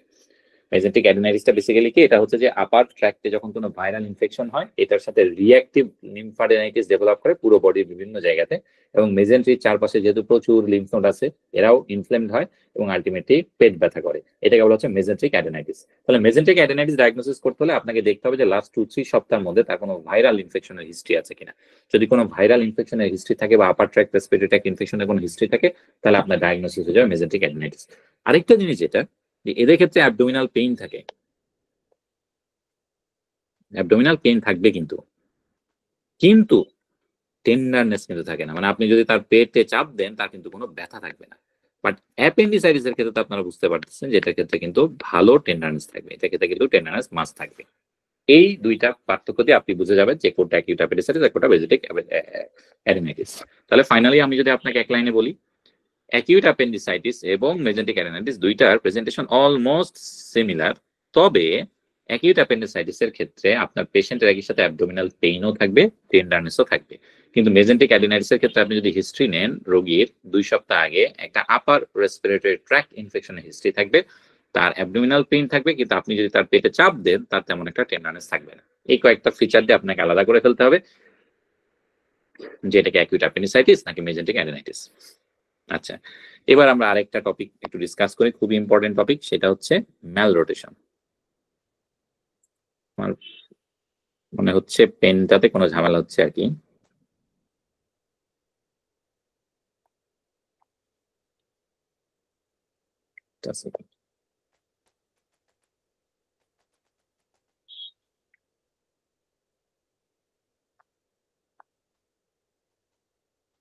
আচ্ছা, ম্যাল রোটেশনটা কি? ম্যাল রোটেশনটা খুব ইম্পর্টেন্ট এ হচ্ছে যে আপনারা জানেন যে আমাদের যখন এমব্রায়োলজিক্যাল ডেভেলপমেন্ট হয়, তখন কি হয়, আমাদের একই সাথে গাটও এনলার্জ হচ্ছে, অ্যাবডোমেন ওইভাবে বড় হয় না, ফলে কি হয়, আমাদের গাটগুলি কিন্তু হার্নিয়েশন হয়, তাই না? হার্নিয়েশন হয়, এটা কিন্তু আমাদের স্যাকে চলে আসে, এবং এটাকে আমরা কি বলি, এটাকে আমরা বলি হচ্ছে ফিজিওলজিক্যাল হার্নিয়েশন। পরবর্তীতে আবার এটা কিন্তু রোটেট করে ব্যাক করে আমাদের অ্যাবডোমেনে, তাই না? তো এই রোটেশনের সময় যদি হচ্ছে এক্সেসিভ রোটেশন হয়, তাহলে এটাকে আমরা বলি হচ্ছে ম্যাল রোটেশন। এবং সেক্ষেত্রে তখন যেটা হয় যে আমাদের সিকাম সাধারণত রাইট সাইডে থাকার কথা, রাইট লোয়ার হাফে, সেটা উল্টা দিকে চলে আসে, তাই না? অর্থাৎ পুরা গাটটাই হচ্ছে আমার উল্টায় যাবে, এটাকে বলছে ম্যাল রোটেশন। খুবই সিম্পল, এটার ভিতরের ডিটেল আমাদের জন্য ইম্পর্টেন্ট নয়। সহজ কথা হচ্ছে যে ফিজিওলজিক হার্নিয়েশনের সময় এটা যখন হচ্ছে অ্যাবনর্মাল রোটেশন হয়, তখন যে জিনিস আমার রাইট সাইডে থাকার কথা সেটা রাইটে থাকে না, লেফটে চলে যায়। এটা দেখে বেসিক্যালি হচ্ছে যে এটাকে তারা গাট ম্যাল রোটেশন বলে আর কি। আচ্ছা, এই ম্যাল রোটেশনের ক্ষেত্রে আমাদের জন্য একটা খুব ইম্পর্টেন্ট জিনিস হচ্ছে যে এটা আমরা কিভাবে ডায়াগনোসিস করব। এটা ম্যাল রোটেশনের প্রধান ফিচার হচ্ছে যে বাচ্চার, বলা হয়েছে যে একটা নিওনেট, কিছু জিনিস থাকে না, যেমন আমরা বারবার বলি যে হচ্ছে যে লোয়ার জিআই ব্লিডিং সব থেকে ইম্পর্টেন্ট কারণ হচ্ছে ডাইভার্টিকুলার ডিজিজ, তাই না? যেহেতু বিদেশের পরীক্ষা দিচ্ছি, বিদেশে সব থেকে কম হচ্ছে ডাইভার্টিকুলার ডিজিজ। তাহলে লোয়ার জিআই ব্লিডিং কি কারণে হয়, যদি আপনাকে একটা লাইনে জিজ্ঞেস করে সেখানে যদি ক্যান্সারও থাকে তারপর আপনি কিন্তু উত্তর দেন হচ্ছে ডাইভার্টিকুলার ডিজিজ, তাই না? ঠিক একই রকম ভাবে একটা খুব ইম্পর্টেন্ট কথা হচ্ছে একটা নিওনেট সে যদি বিলিয়াস ভমিটিং নিয়ে আসে, নিওনেট সে যদি বিলিয়াস ভমিটিং নিয়ে আপনার কাছে আসে, তাহলে আপনার সবথেকে কমন কারণ হচ্ছে ম্যালনোরিশন। চোখ বন্ধ করে আপনাকে বলতে হবে কি এটা হচ্ছে ম্যালনোরিশন। এটা হচ্ছে যে একটা রুল যে এনি নিওনেট সে যদি আপনার কাছে বিলিয়াস ভমিটিং নিয়ে প্রেজেন্ট করে হওয়ার পর পরে, তাহলে আপনাকে ধরে নিতে হবে যে তার ম্যালনোরিশন আছে। এটা আনলেস আদারওয়াইজ প্রুভড, এটা একদম ফিক্সড। এবং এই ম্যালনোরিশনের সাথে খুব কমনলি যেটা হয়, এখানে একটা ভলভুলাসও থাকে। কি থাকে? একটা ভলভুলাস থাকে। তো আপনারা তো পড়ছেন যে ভলভুলাস কিন্তু অনেক জায়গাতে হয়। সবথেকে কমনলি ভলভুলাস কোথায় হয় ভাই আপুরা? কোন জায়গাতে সবথেকে সিগময়েড কোলন ভাইয়া। কলনে? কিন্তু এইটার যে ভলভুলাসটা, বুঝতে পারছেন, এই বাচ্চার গাট যখন ভিতরে ঢুকে আসতেছে রোটেশন করে, তখন যে ভলভুলাসটা এটা কিন্তু মিড গাটের ভলভুলাস বা ইন্টেস্টিনাল ভলভুলাস। এটা কিন্তু আপনাকে আলাদা করে মাথায় রাখতে হবে। বুঝতে পারছেন কি? যে অ্যাডাল্টের ক্ষেত্রে আমাদের যে ভলভুলাস গুলি হয় সেগুলো কিন্তু সিগময়েড কোলনের ভলভুলাস হয়। কেন হয়? অনেকগুলি কারণ আছে না, আপনারা পড়ছেন ছোটবেলা, আমরাও পড়ছি। বাচ্চাদের ক্ষেত্রে ম্যাল রোটেশনের সাথে সাধারণত ভলভুলাসও থাকে, এবং এই ভলভুলাস কিন্তু সিগময়েড কোলনের ভলভুলাস না, এটা কিন্তু মিড গাটের ভলভুলাস। ফলে বাচ্চাটা কিন্তু একটা ইন্টেস্টিনাল অবস্ট্রাকশনের মতো ফিচার নিয়ে প্রেজেন্ট করবে, এবং এই বাচ্চার বিলিয়াস ভমিটিং থাকবে। এবং কোনো একটা বাচ্চা নিওনেট সে যদি বিলিয়াস ভমিটিং নিয়ে প্রেজেন্ট করে, আপনার প্রধান ডায়াগনোসিস হবে কি? ডায়াগনোসিস হবে ম্যাল রোটেশন উইথ ভলভুলাস। এইটা হচ্ছে যে আপনার একদম মাথায় ভরে নিতে হবে। এখন এইটা যখন হয় তখন আপনি কিভাবে ডায়াগনোসিস করবেন? ডায়াগনোসিস করার জন্য তারা দুইটা উপায়ের কথা বলছে। সেটা কি? যে আমরা যখন, আমি যদি একটু ছবি আঁকি আবার, আচ্ছা এটা একটু মুছে ফেলি। আচ্ছা, নর্মালি কি থাকে আপনারা জানেন যে আমাদের যে গাটের যে পার্ট গুলি, তাই না, এই যে এরকম হচ্ছে থাকে, এইভাবে হচ্ছে যে আমাদের সি শেপ একটা কার্ভ থাকে, তাই না? তারপরে হচ্ছে যে এরকম হচ্ছে ফোর্থ পার্ট দিয়ে তারপর হচ্ছে আমাদের এইভাবে নিচের দিকে নামে।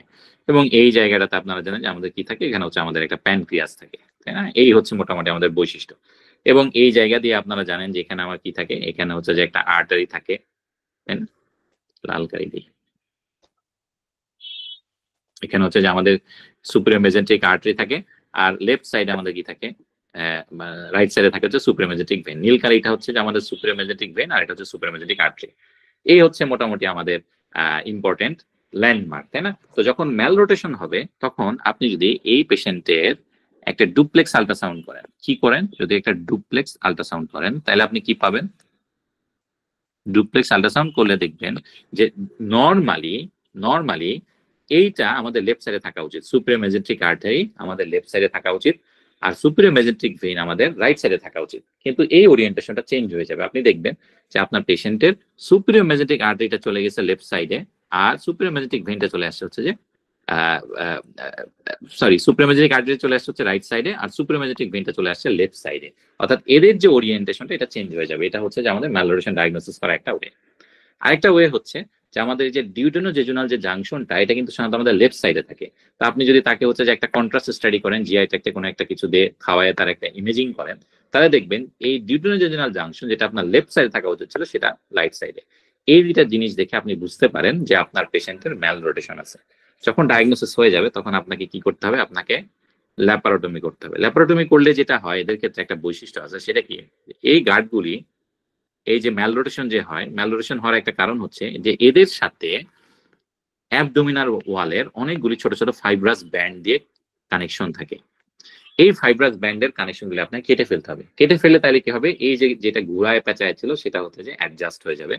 এই যে অপারেশনটা, যেটাতে আপনি এই ফাইব্রাস অ্যাডিশন গুলি কেটে ফেলছেন বা ব্যান্ড গুলি কেটে ফেলতেছেন, এটা একটা নাম আছে, এটার নাম হচ্ছে লার্ডস প্রসিডিউর।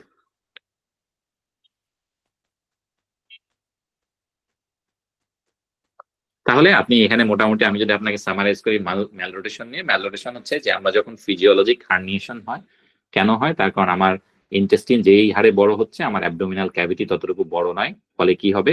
এরা হার্নিয়েট করে বাইরে চলে আসে।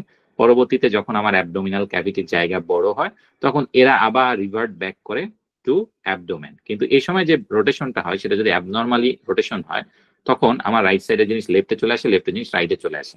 এই জিনিসটাকে আমরা বলছি হচ্ছে ম্যাল রোটেশন। ম্যালরোটেশনের ক্ষেত্রে প্রধান সিমটম কি? এই জায়গাটাতে যেটা হয় যে যেহেতু ভলভুলাসে ডেভেলপ করে, তবে এই ভলভুলাসটা কিন্তু নর্মাল অ্যাডাল্টের ভলভুলাসের থেকে ডিফারেন্ট এই অর্থে যে আমাদের অ্যাডাল্ট লোকের ভলভুলাস কিন্তু সাধারণত হয় সিগময়েড কোলনে, কিন্তু এদের ক্ষেত্রে আমরা পাবো এটা মিড গাটে। এবং এই ভলভুলাসের কারণে যেটা হয় যে বাচ্চার কিন্তু ইন্টেস্টিনাল অবস্ট্রাকশন ডেভেলপ করে, এবং বাচ্চার প্রধান সিমটম হবে কি বিলিয়াস ভমিটিং, অ্যাবডোমিনাল ডিস্টেনশন এক্সেট্রা। এখন আপনি ডায়াগনোসিস কিভাবে করবেন? আপনি একটা ডুপ্লেক্স আল্ট্রাসাউন্ড করতে পারেন। নর্মালি কি হয় যে আমাদের লেফট সাইডে থাকে সুপারমেজেন্ট্রিক আর্টারি, রাইট সাইডে থাকে সুপারমেজেন্ট্রিক ভেন, এই ওরিয়েন্টেশনটা চেঞ্জ হয়ে যাবে। আরেকটা কি করতে পারেন, আপনি যদি একটা কন্ট্রাস্ট ইমেজিং করেন, জিআই ট্র্যাক্টে একটা এনএম কি বলে হচ্ছে যে একটা রেডিও সোয়ালোয়িং করে আপনি যদি হচ্ছে একটা রেডিও কিছু দিয়ে একটা ইমেজিং স্টাডি করেন, সেক্ষেত্রে দেখবেন যে যেটা ডিউডেনাল জেজুনাল জাংশন লেফট সাইডে থাকা উচিত ছিল সেটা এখন রাইট সাইডে। আচ্ছা, এটা ডায়াগনোসিস হয়ে গেলে যেহেতু ইন্টেস্টাইনাল অবস্ট্রাকশন, তাহলে আমাকে ল্যাপারোটমি করতে হবে। ল্যাপারোটমি করলে সাধারণত কমন ফাইন্ডিং যেটা হয় যে এই গার্ডটা বিভিন্নভাবে অ্যাডহেশন থাকে অ্যাবডোমিনাল ওয়ালের সাথে অনেকগুলি ব্যান্ড লাইক স্ট্রাকচার দিয়ে, এগুলির আমার সব কেটে ফেলতে হবে। এটার নাম হচ্ছে লার্জ প্রসিডিউর। এইটা হচ্ছে যে আমাদের একটা ইম্পর্টেন্ট ইনফরমেশন গেল ম্যালনোরিশন, যেটা আমরা নতুন জানলাম। আচ্ছা, এখানে আমাদের এবার আমরা আরেকটা জিনিস একটু জানবো, সেটা একটু মুছে পেলি। আরেকটা কনফিউজিং জায়গা আছে, সেটা হচ্ছে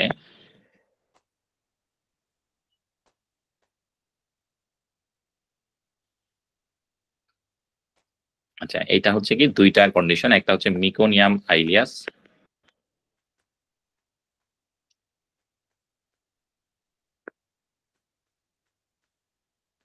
মিকোনিয়াম আইলিয়াস, এবং আরেকটা হচ্ছে হার্টস্প্রাইং ডিজিজ।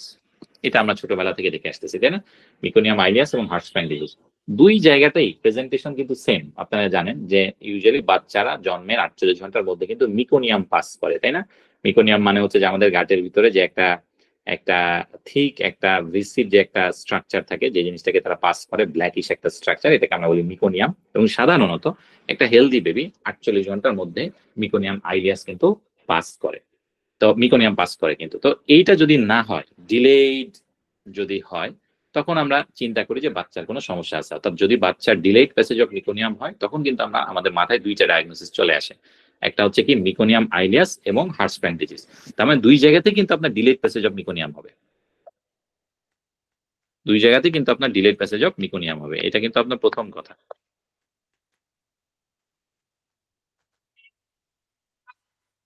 সেম, কিন্তু দুইটার ক্ষেত্রেই সেম। আচ্ছা, তবে যেটা হয় যে মিকোনিয়াম আইলিয়াসের থেকে হার্টস্প্রাইং ডিজিজটা কিন্তু অ্যাকিউটলি বেশি প্রেজেন্ট পায়, এবং দুইটার ক্ষেত্রে প্যাথোলজিটা কি?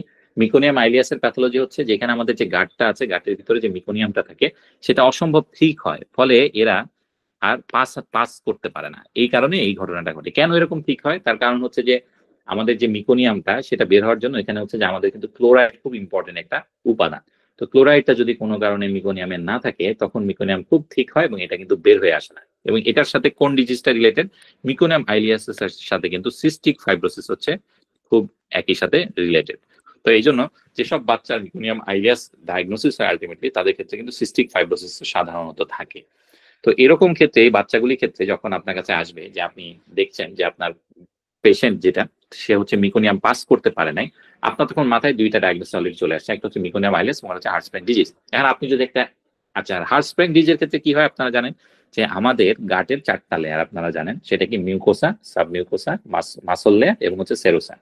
সাবমিউকোসাতে আমাদের নার্ভ প্লেক্সাস থাকে, আবার মাসল লেয়ারেও কিন্তু আমাদের নার্ভ প্লেক্সাস থাকে, তাই না? একটাকে আমরা বলি হচ্ছে মাইন্ট্রিক প্লেক্সাস এবং একটা হচ্ছে সাবমিউকোসাল প্লেক্সাস, তাই না? এই প্লেক্সাস গুলি যদি অ্যাবসেন্ট হয়, তাহলে কি হবে? এই যে যেমন আমরা যদি একটা ছবি আঁকি, যেটা হচ্ছে আমার ট্রান্সভার্স কোলন, এটা হচ্ছে ডিসেন্ডিং কোলন, এটা সিগময়েড কোলন, দেখা গেল যে হচ্ছে যে আমার রেকটামের একটা জায়গাতে ছোট্ট করে যে জায়গাটা আমি ন্যারো আঁকলাম, এই ছোট্ট জায়গাটাতে, এই জায়গাটাতে কোনো হচ্ছে যে আমার হচ্ছে যে প্লেক্সাস নাই, নার্ভ প্লেক্সাস নাই। ফলে কি হবে? সব জায়গা পেরিস্টালসিস হলো, এই জায়গাটুকুতে কিন্তু আমার কোনো পেরিস্টালসিস হবে না, ফলে এটা একদম ন্যারো থাকবে। এটার প্রক্সিমালি কিন্তু আমার গাট অসম্ভব ডায়ালেটেড থাকবে।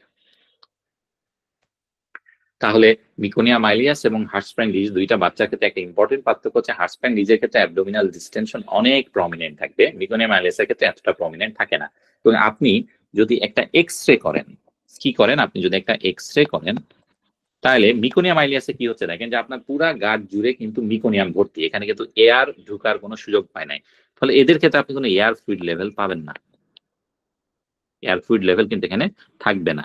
কিন্তু হার্টস্প্রাইং ডিজিজের ক্ষেত্রে কিন্তু আপনার এয়ার ফ্লুইড লেভেলটা কিন্তু থাকবে। কেন? তার কারণ এই যে এই জায়গাটা তো তার প্যাথোলজি, তো সব ঠিক আছে, এই জায়গাগুলো যেহেতু ডায়ালেটেড গ্যাস আছে, ফলে এই জায়গাটা কিন্তু কি হবে, আপনি এয়ার ফ্লুইড লেভেল কিন্তু পাবেন। তাহলে দেখেন মিকোনিয়াম আইলিয়াস এবং হার্টসপ্যাং ডিজের একটা ইম্পর্টেন্ট বৈশিষ্ট্য হচ্ছে যে মিকোনিয়াম আইলিয়াসের ক্ষেত্রে এয়ার ফ্লুইড লেভেলটা পাওয়া যায় না, কিন্তু হার্টসপ্যাং ডিজের ক্ষেত্রে কিন্তু এয়ার ফ্লুইড লেভেলটা পাওয়া যায়। এবং মিকোনিয়াম আইলিয়াসের ক্ষেত্রে কিন্তু সাধারণত গাট অতটা ডিস্টেন্ডেড থাকে না, কিন্তু হার্টসপ্যাং ডিজের ক্ষেত্রে কিন্তু গাট সিভিয়ারলি ডায়ালেটেড থাকবে।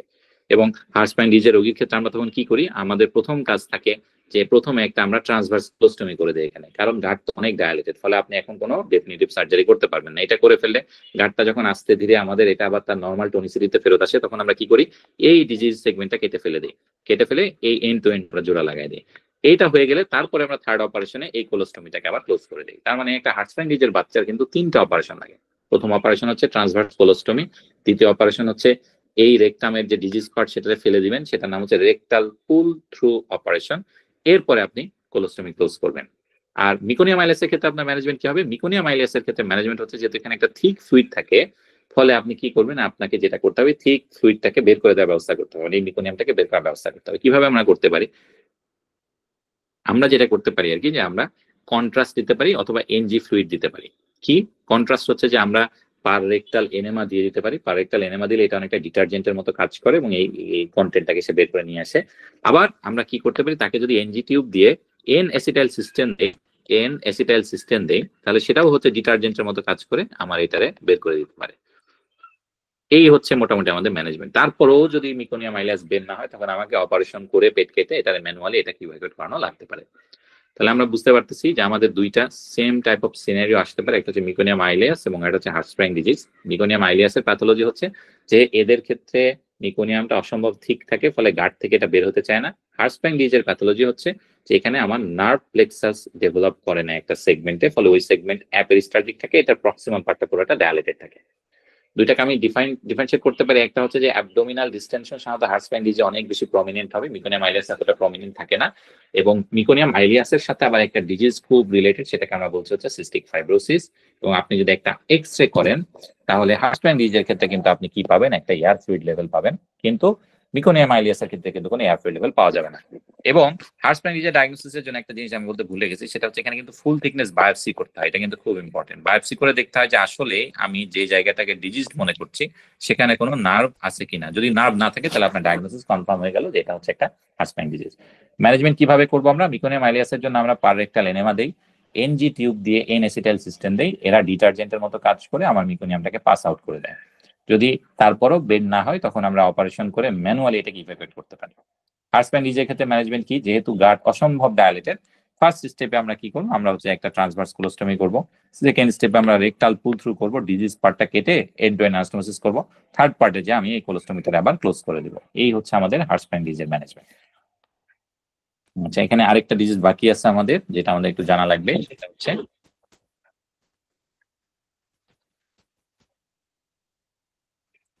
ইন্টারসাসেপশন।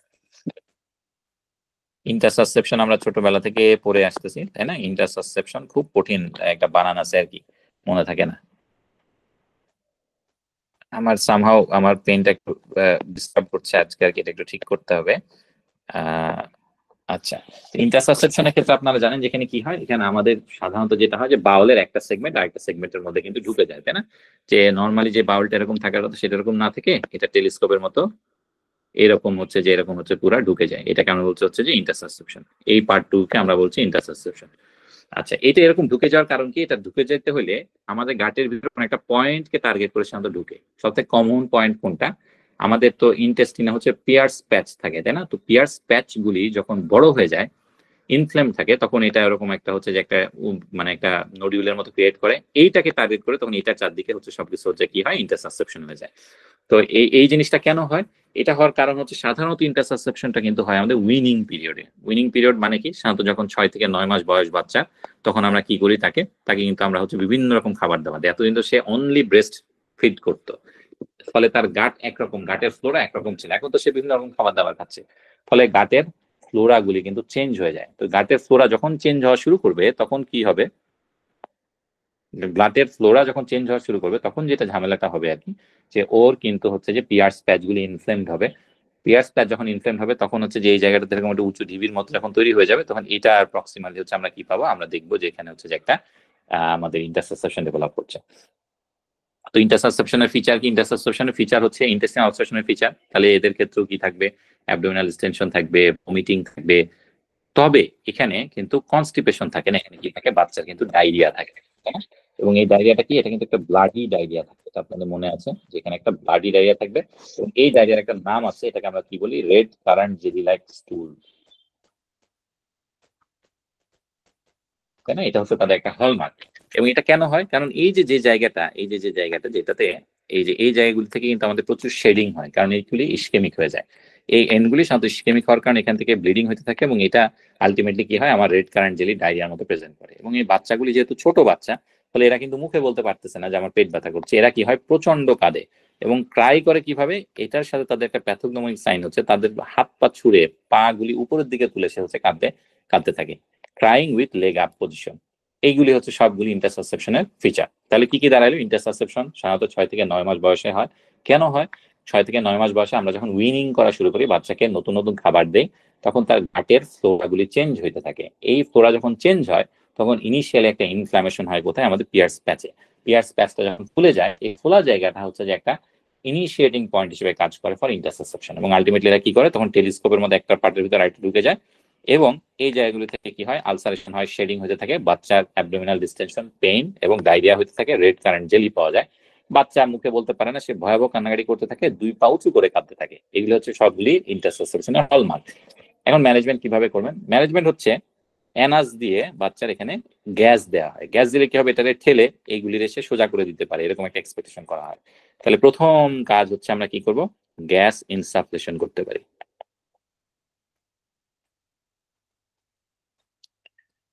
যদি এটাতে কাজ না হয়, যদি ফেলিয়ার হয়, তাহলে কি করতে হবে? সার্জারি করতে হবে। আর কখন সার্জারি করতে হবে? যদি একটা গাট মানে সেপসিস ডেভেলপ করে যায়, তাহলে করতে হবে। এবং এই ইন্টারসাসেপশনটা সব থেকে কমনলি হয় কোথায় আপনারা জানেন? আইলিওসিকাল জাংশনে কিন্তু সব থেকে কমনলি হয়। তারপরে আর কোথায় হয়? এছাড়া এটা কিন্তু আরেকটা জায়গাতে হয়, সেটা হচ্ছে যে আমাদের লার্জ গাটেও কিন্তু হতে পারে। কিন্তু যদি এটা স্মল ইন্টেস্টিনে হয়, তাহলে কিন্তু আর গ্যাস ইনসাফিসিয়েন্ট করা যাবে না, ডাইরেক্ট কিন্তু অপারেশন করতে হবে। খুব ইম্পর্টেন্ট কয়েকটা পয়েন্ট কিন্তু আমি এখানে বলছি। দেখেন এখানে 4টা পয়েন্ট আমি যদি আবার একটু মার্ক করি, যে ইন্টারসাসেপশনের ক্ষেত্রে আমাদের প্রথম অপারেশন হচ্ছে কি? গ্যাস ইনসাফলেশন করা। মানে আমরা পারোরেক্টালি বাচ্চাকে গ্যাস দিয়ে ইনসাফলেট করবো, তাহলে হয় যে বেলুনের মতো ফুলায় আমরা এটারে বের করে দিতে পারি, এই দুইটারে বের করে দিয়ে এটারে লম্বা নর্মাল করে দিতে পারি। কিন্তু এটা করার জন্য অবশ্যই এটা লার্জ গাটের ইন্টারসাসেপশন হতে হবে। যদি স্মল ইন্টেস্টাইনাল ইন্টারসাসেপশন হয়, তাহলে কিন্তু গ্যাস দিয়ে কোনো লাভ নাই। তার কারণ কি? আইলোসিক্যাল ভালভ তো ইনট্যাক্ট, ফলে গ্যাস তো আপনার স্মল ইন্টেস্টাইন পর্যন্ত যাবে না। ফলে ওই ক্ষেত্রে আপনি ডিরেক্ট অপারেশন করতে হবে। আর কোথায় আপনি অপারেশন করবেন? গ্যাস ইনসাফিসিয়েন্ট করেও যদি আপনি না করতে পারেন লার্জ গাটের ইন্টারসাসেপশন, তাহলে আপনাকে সার্জারি করতে হবে। যদি অলরেডি নেক্রোসিস ডেভেলপ করে যায় গাটের পার্টের, তাহলে সার্জারি করতে হবে। তাহলে সার্জারি আমরা 3 জায়গাতে করছি। একটা হচ্ছে যে ফেইলিওর যদি হয় গ্যাস ইনসাফলেশন, তাহলে যদি অলরেডি নেক্রোসিস ডেভেলপ হয়ে যায় তাহলে, আর স্মল ইন্টেস্টিনের যদি কোনো ইন্টারসাসেপশন হয়, কোন রকম গ্যাস ইনসাফলেশন আমি চেষ্টাই করব না, আমি ডিরেক্ট রোগীকে অপারেশন করব। অপারেশন কি? আমরা হচ্ছে এটাকে ম্যানুয়াল রিডাকশন করি। যদি গাট হেলদি থাকে তাহলে তো ভালো, যদি না হয় তাহলে আমরা আনহেলদি পার্টে রিসেকশন করে অ্যানাস্টোমোসিস করি। এটাই হচ্ছে আমাদের ইন্টারসাসেপশনের ম্যানেজমেন্ট। তাহলে আমরা কিন্তু অনেকগুলি মোটামুটি দেখে ফেলছি। দেখেন এই যে পাইলোরিক স্টেনোসিস কোন ক্ষেত্রে কি কি করবো আমরা, এই যে জায়গাটা দেখলি সবগুলি বলতে আছে। এখন যা যা বলছি সব জায়গাতে আপনারা পাবেন, এগুলো আপনাদেরকে আমি আলাদা করে দেখাচ্ছি না। এখানে আমি একটা জিনিস একটু বলতে চাই, সেটা হচ্ছে নেক্রোটাইজিং এন্টেরোকোলাইটিস। এটা একটু বলতে চাই।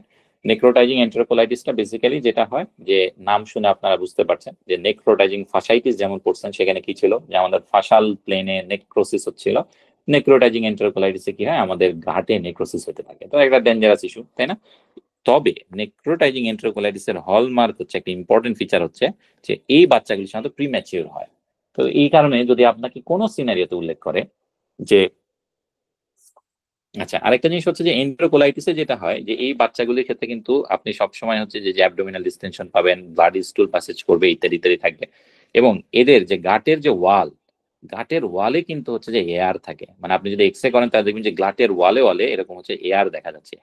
এটার একটা নাম আছে। এই যে গাটের ওয়ালে যে এয়ার থাকে, এটা একটা নাম আছে, সেটাকে আমরা কি বলি? এই যে নিউমাটোসিস ইন্টেস্টিনালিস।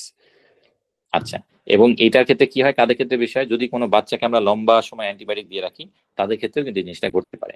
তাহলে কোনো সিনারিওতে যদি আপনাকে বলে যে একটা বাচ্চা 34 উইক, এখন তার হচ্ছে যে সিভিয়ার অ্যাবডোমিনাল ডিস্টেনশন এবং ডায়রিয়া, যেহেতু 34 উইকের বাচ্চা ডেলিভারি করছে এবং তার হচ্ছে অ্যাবডোমিনাল ডিস্টেনশন এবং ডায়রিয়ার কথা বলতেছে, প্রি ম্যাচিউরিটিকে ডিপেন্ড করে আপনি কিন্তু চুজ করে ফেলবেন হচ্ছে নেক্রোটাইজিং এন্টারকোলাইটিস। তার সাথে যদি আল্ট্রাসোনোগ্রামে বলে যে এয়ার দেখা যাচ্ছে, তা তো হয়ে গেল নিউমাটোসিস ইন্টেস্টিনালিস, এটা আরো ক্লিয়ার হয়ে গেল। এখন এটা ম্যানেজমেন্ট কি? ম্যানেজমেন্ট হচ্ছে পুরা গাটটাকে রেস্ট দিতে হবে, বাচ্চাকে কমপ্লিটলি টোটাল প্যারেন্টাল নিউট্রিশন দিতে হবে, বাচ্চার গাটকে কোনো কষ্টই দেওয়া যাবে না।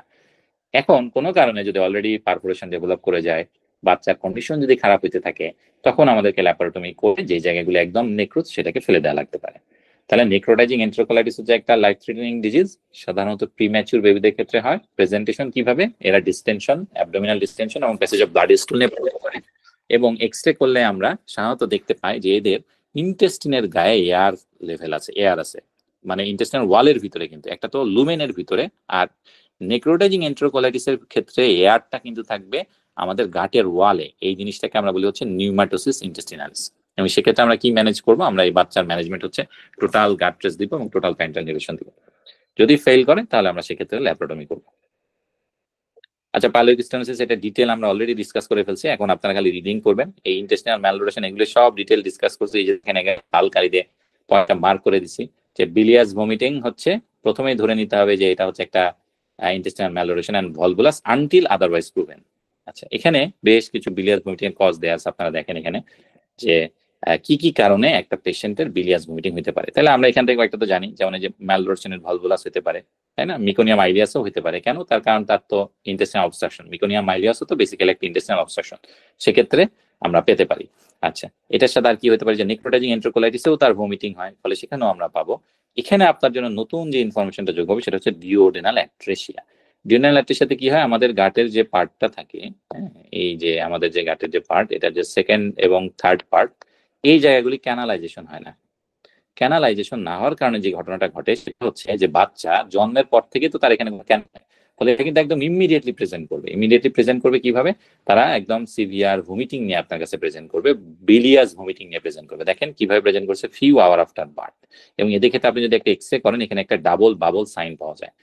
ডাবল বাবলটা কিভাবে আসে? স্টোমাকের ভিতরেও গ্যাস আছে, আবার ডিউডেনামের যে ফার্স্ট পার্টটা যেটা হচ্ছে ক্যানালাইজ হয়েছে, তাই না? এই যে ফার্স্ট পার্ট যেটা হচ্ছে ক্যানালাইজ হয়েছে, এই পার্টগুলোতেও ক্যানালাইজ হয় না, এই জায়গাটাতেও একটা বাবলের মতো ডেভেলপ করে। এই জন্য এখানে আমরা পাচ্ছি ডাবল বাবল সাইন। তবে ডিউডেনাল অ্যাট্রেসিয়ার একটা বৈশিষ্ট্য হচ্ছে সাধারণত এটা কিন্তু ডাউন সিনড্রোমের সাথে অ্যাসোসিয়েটেড। তাহলে কোনো একটা বাচ্চা জন্মের পরে যদি এরকম ভমিটিং নিয়ে প্রেজেন্ট করে, ডাউন সিনড্রোমের ফিচার থাকে, তাহলে ডেফিনেটলি ডায়াগনোস হচ্ছে ডিউডেনাল অ্যাট্রেসিয়া। আপনার যদি আমি একটা ছবি দেখাই, এটা কিন্তু ছবি আছে আমাদের লাভে, এই যে দেখেন, এটাকে ওরা বলছে হচ্ছে যে ডাবল বাবল সাউন্ড।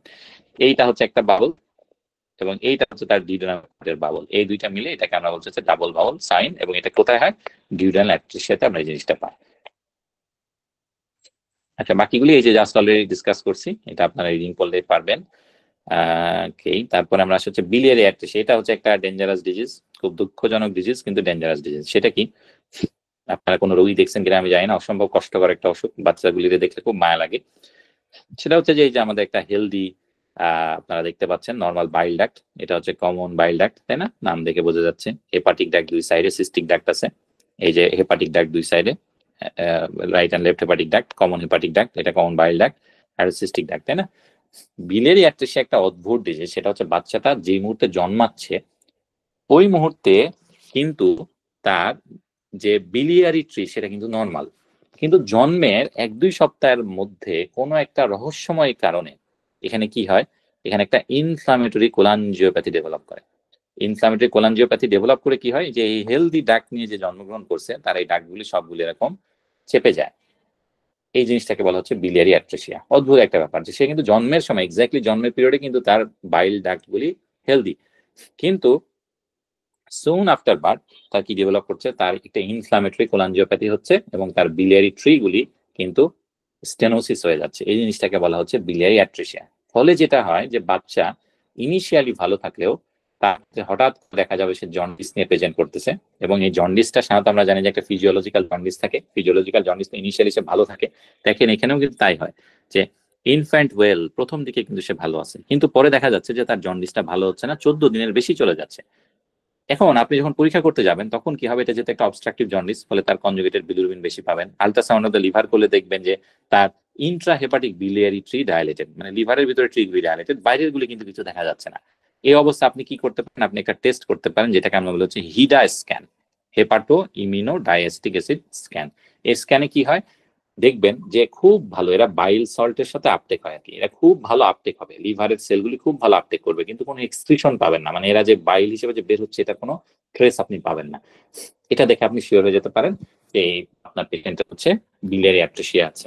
এখন বিলিয়ারি অ্যাট্রেসিয়া হলে ম্যানেজমেন্ট কি, ম্যানেজমেন্ট হচ্ছে ডেঞ্জারাস, খুব কুইকলি আপনাকে মানে অ্যাক্ট করতে হবে। সেটা কি, বাচ্চা যদি 8 উইকের মধ্যে আপনার কাছে আসে, এটা আপনি লিখে নেবেন আপনার নোটের মধ্যে, যে 8 সপ্তাহের মধ্যে যদি আসে তাহলে তাকে কি করতে হবে, এই অপারেশনটা করতে হবে, কাসাই প্রসিডিওর। কাসাই প্রসিডিওরে কি, আপনি রু এনওয়াই পোর্টো জেজুনোস্টমি করবেন, মানে জেজু নামের একটা পার্ট বাচ্চার লিভারের পোর্টা হেপাটিসে একদম এই বাইল ডাক্টের সাথে লাগাই দিবেন, তাহলে তার লিভারটাকে সেভ করা যাবে। এর থেকে বেশি দেরি যদি হয়ে যায়, মোর দেন 8 সপ্তাহ যদি হয়ে যায়, তাহলে লিভারে এমন চেঞ্জ হয়ে যাবে যে এই লিভারটা আর বাঁচানো যাবে না।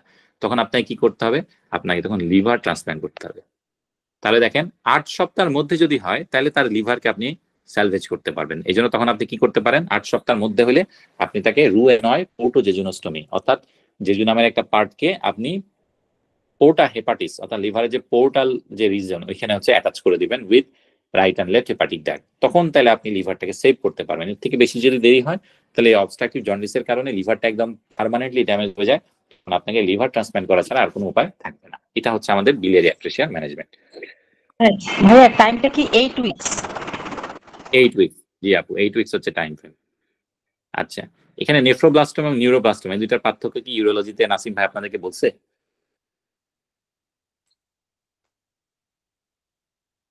হ্যাঁ ভাইয়া বলছেন দুটো পেডিয়াট্রিক টিউমারস আর কি, মানে বাচ্চাদের। আর দুইটাকে ডিফারেন্স কিভাবে করবেন? হ্যাঁ এটা মনে নাই আর কি, কিন্তু মানে নেফ্রোব্লাস্টোমা যে বলছে এটা জানি। আচ্ছা, নেফ্রোব্লাস্টম নিউরোব্লাস্টোমাতে হচ্ছে ক্যালসিফিকেশন থাকবে, নেফ্রোতে কোনো ক্যালসিফিকেশন থাকে না, মিড লাইন ক্রস করে না নেফ্রো, আর নিউরো হচ্ছে মিড লাইন ক্রস। এই দুটোই মেইন পার্থক্য আর কি, যে হচ্ছে যে যেটা আপু বললেন আর কি, যে নেফ্রোব্লাস্টোমার ক্ষেত্রে এখানে সাধারণত কোনো নেফ্রোব্লাস্টোমা যে টিউমারটা এটা কিন্তু বেসিক্যালি তার কিডনি টিউমার, এখানে কোনো ক্যালসিফিকেশন থাকে না, এবং নেফ্রোব্লাস্টোমা সাধারণত মিড লাইন ক্রস করে না। মানে আপনি একটা পেশেন্টের যদি অ্যাবডোমেন পালপেট করেন তাহলে এটা দেখবেন যে রাইট সাইডের টিউমারটা রাইট সাইডে আছে, লেফট সাইডের টিউমারটা লেফট সাইডে আছে। কিন্তু নিউরোব্লাস্টোমা বেসিক্যালি হচ্ছে অ্যাড্রেনাল গ্ল্যান্ডের টিউমার, এর ক্ষেত্রে সাধারণত ক্যালসিফিকেশন থাকে, এবং আপনি যদি তার এটা পালপেট করেন তাহলে দেখবেন যে এটা খুব ফ্রিকুয়েন্টলি মিড লাইনটা ক্রস করে যায়। এই দুইটা পার্থক্য দিয়ে কিন্তু প্রচুর প্রশ্ন আসে। এবং হেমাচুরিয়াটা তো ডেফিনেটলি আপনারা বুঝতে পারতেছেন যে নিউরোব্লাস্টোমাতে তো থাকার কোনো সুযোগই নাই, কিন্তু নেফ্রোব্লাস্টোমাতে কিন্তু হেমাচুরিয়া থাকতে পারে, এবং নেফ্রোব্লাস্টোমার রোগীগুলির ক্ষেত্রে কিন্তু হাইপার টেনশনও থাকে। তো এই ফিচারগুলি দিয়ে আপনাকে বুঝতে হবে। আমার নিজের পরীক্ষার সময় নেফ্রোব্লাস্টোমা এবং নিউরোব্লাস্টোমা থেকে কিন্তু প্রশ্ন আসছিল। আচ্ছা, এরপরে আমরা এখানে দেখি যে পেডিয়াট্রিক আম্বিলিক্যাল ডিসঅর্ডার আছে কিছু, এগুলি একদম খুব কমন, রিডিং করলে আপনারা পারবেন। একটু যদি আমি বলে রাখি আর কি, যে আম্বিলিক্যাল হার্নিয়া যেটা, এটা কিন্তু খুব কমন একটা কন্ডিশন আমাদের বাংলাদেশে, আমরা প্রচুর রোগী পাই। আম্বিলিক্যাল হার্নিয়া কিন্তু এটা কিন্তু নিজে নিজে স্পন্টেনিয়াসলি কিন্তু এটা ক্লোজ করে, এটা আপনার একটু মাথায় রাখতে হবে। যে ওরা যেটা করে যে আম্বিলিক্যাল হার্নিয়া হলেই আমার অপারেশন করার দরকার নেই, আমরা 3 বছর পর্যন্ত কিন্তু বাচ্চার জন্য ওয়েট করতে পারি যে সেটা নিজে থেকে পড়ে যেতে পারে। প্যারা আম্বিলিক্যাল হার্নিয়া যেটা, সেটা কি, যে আম্বিলিকাস বাদে আম্বিলিকাসের চারদিকে যত হার্নিয়া আছে এগুলিকে আমরা বলি হচ্ছে প্যারা আম্বিলিক্যাল হার্নিয়া। সাধারণত কোথায় থাকে ডিফেক্টটা, লিনিয়া আলবাতে ডিফেক্ট থাকে, close proximity to the umbilicus. প্যারা আম্বিলিক্যাল হার্নিয়া হলে কিন্তু আবার আপনাকে অপারেশন করে ট্রিটমেন্ট করতে হবে। তাহলে এটা ট্রিটমেন্ট হচ্ছে অপারেশন, যখনই আসবে আপনার রোগীকে বলতে হবে যেটা অপারেশন করে ফেলো। আম্বিলিক্যাল হার্নিয়া ক্ষেত্রে 3 বছর বয়স পর্যন্ত আপনি কি করতে পারবেন, রোগীকে অবজার্ভ করতে পারবেন, অবজার্ভ করার পরে এরপরে যদি ভালো না হয় তখন আপনি এটা অপারেশন করবেন। ওমফ্যালাইটিস কি, নাম শুনে আপনারা বুঝতে পারতেছেন যেটা হচ্ছে একটা ইনফেকশন আম্বিলিকাসের, এবং এটা কি অর্গানিজম দিয়ে হয়, এটা হচ্ছে আপনার জন্য খুব ইম্পর্টেন্ট, সেটা হচ্ছে স্ট্যাফিলোকোকাস অরিয়াস দিয়ে হয়।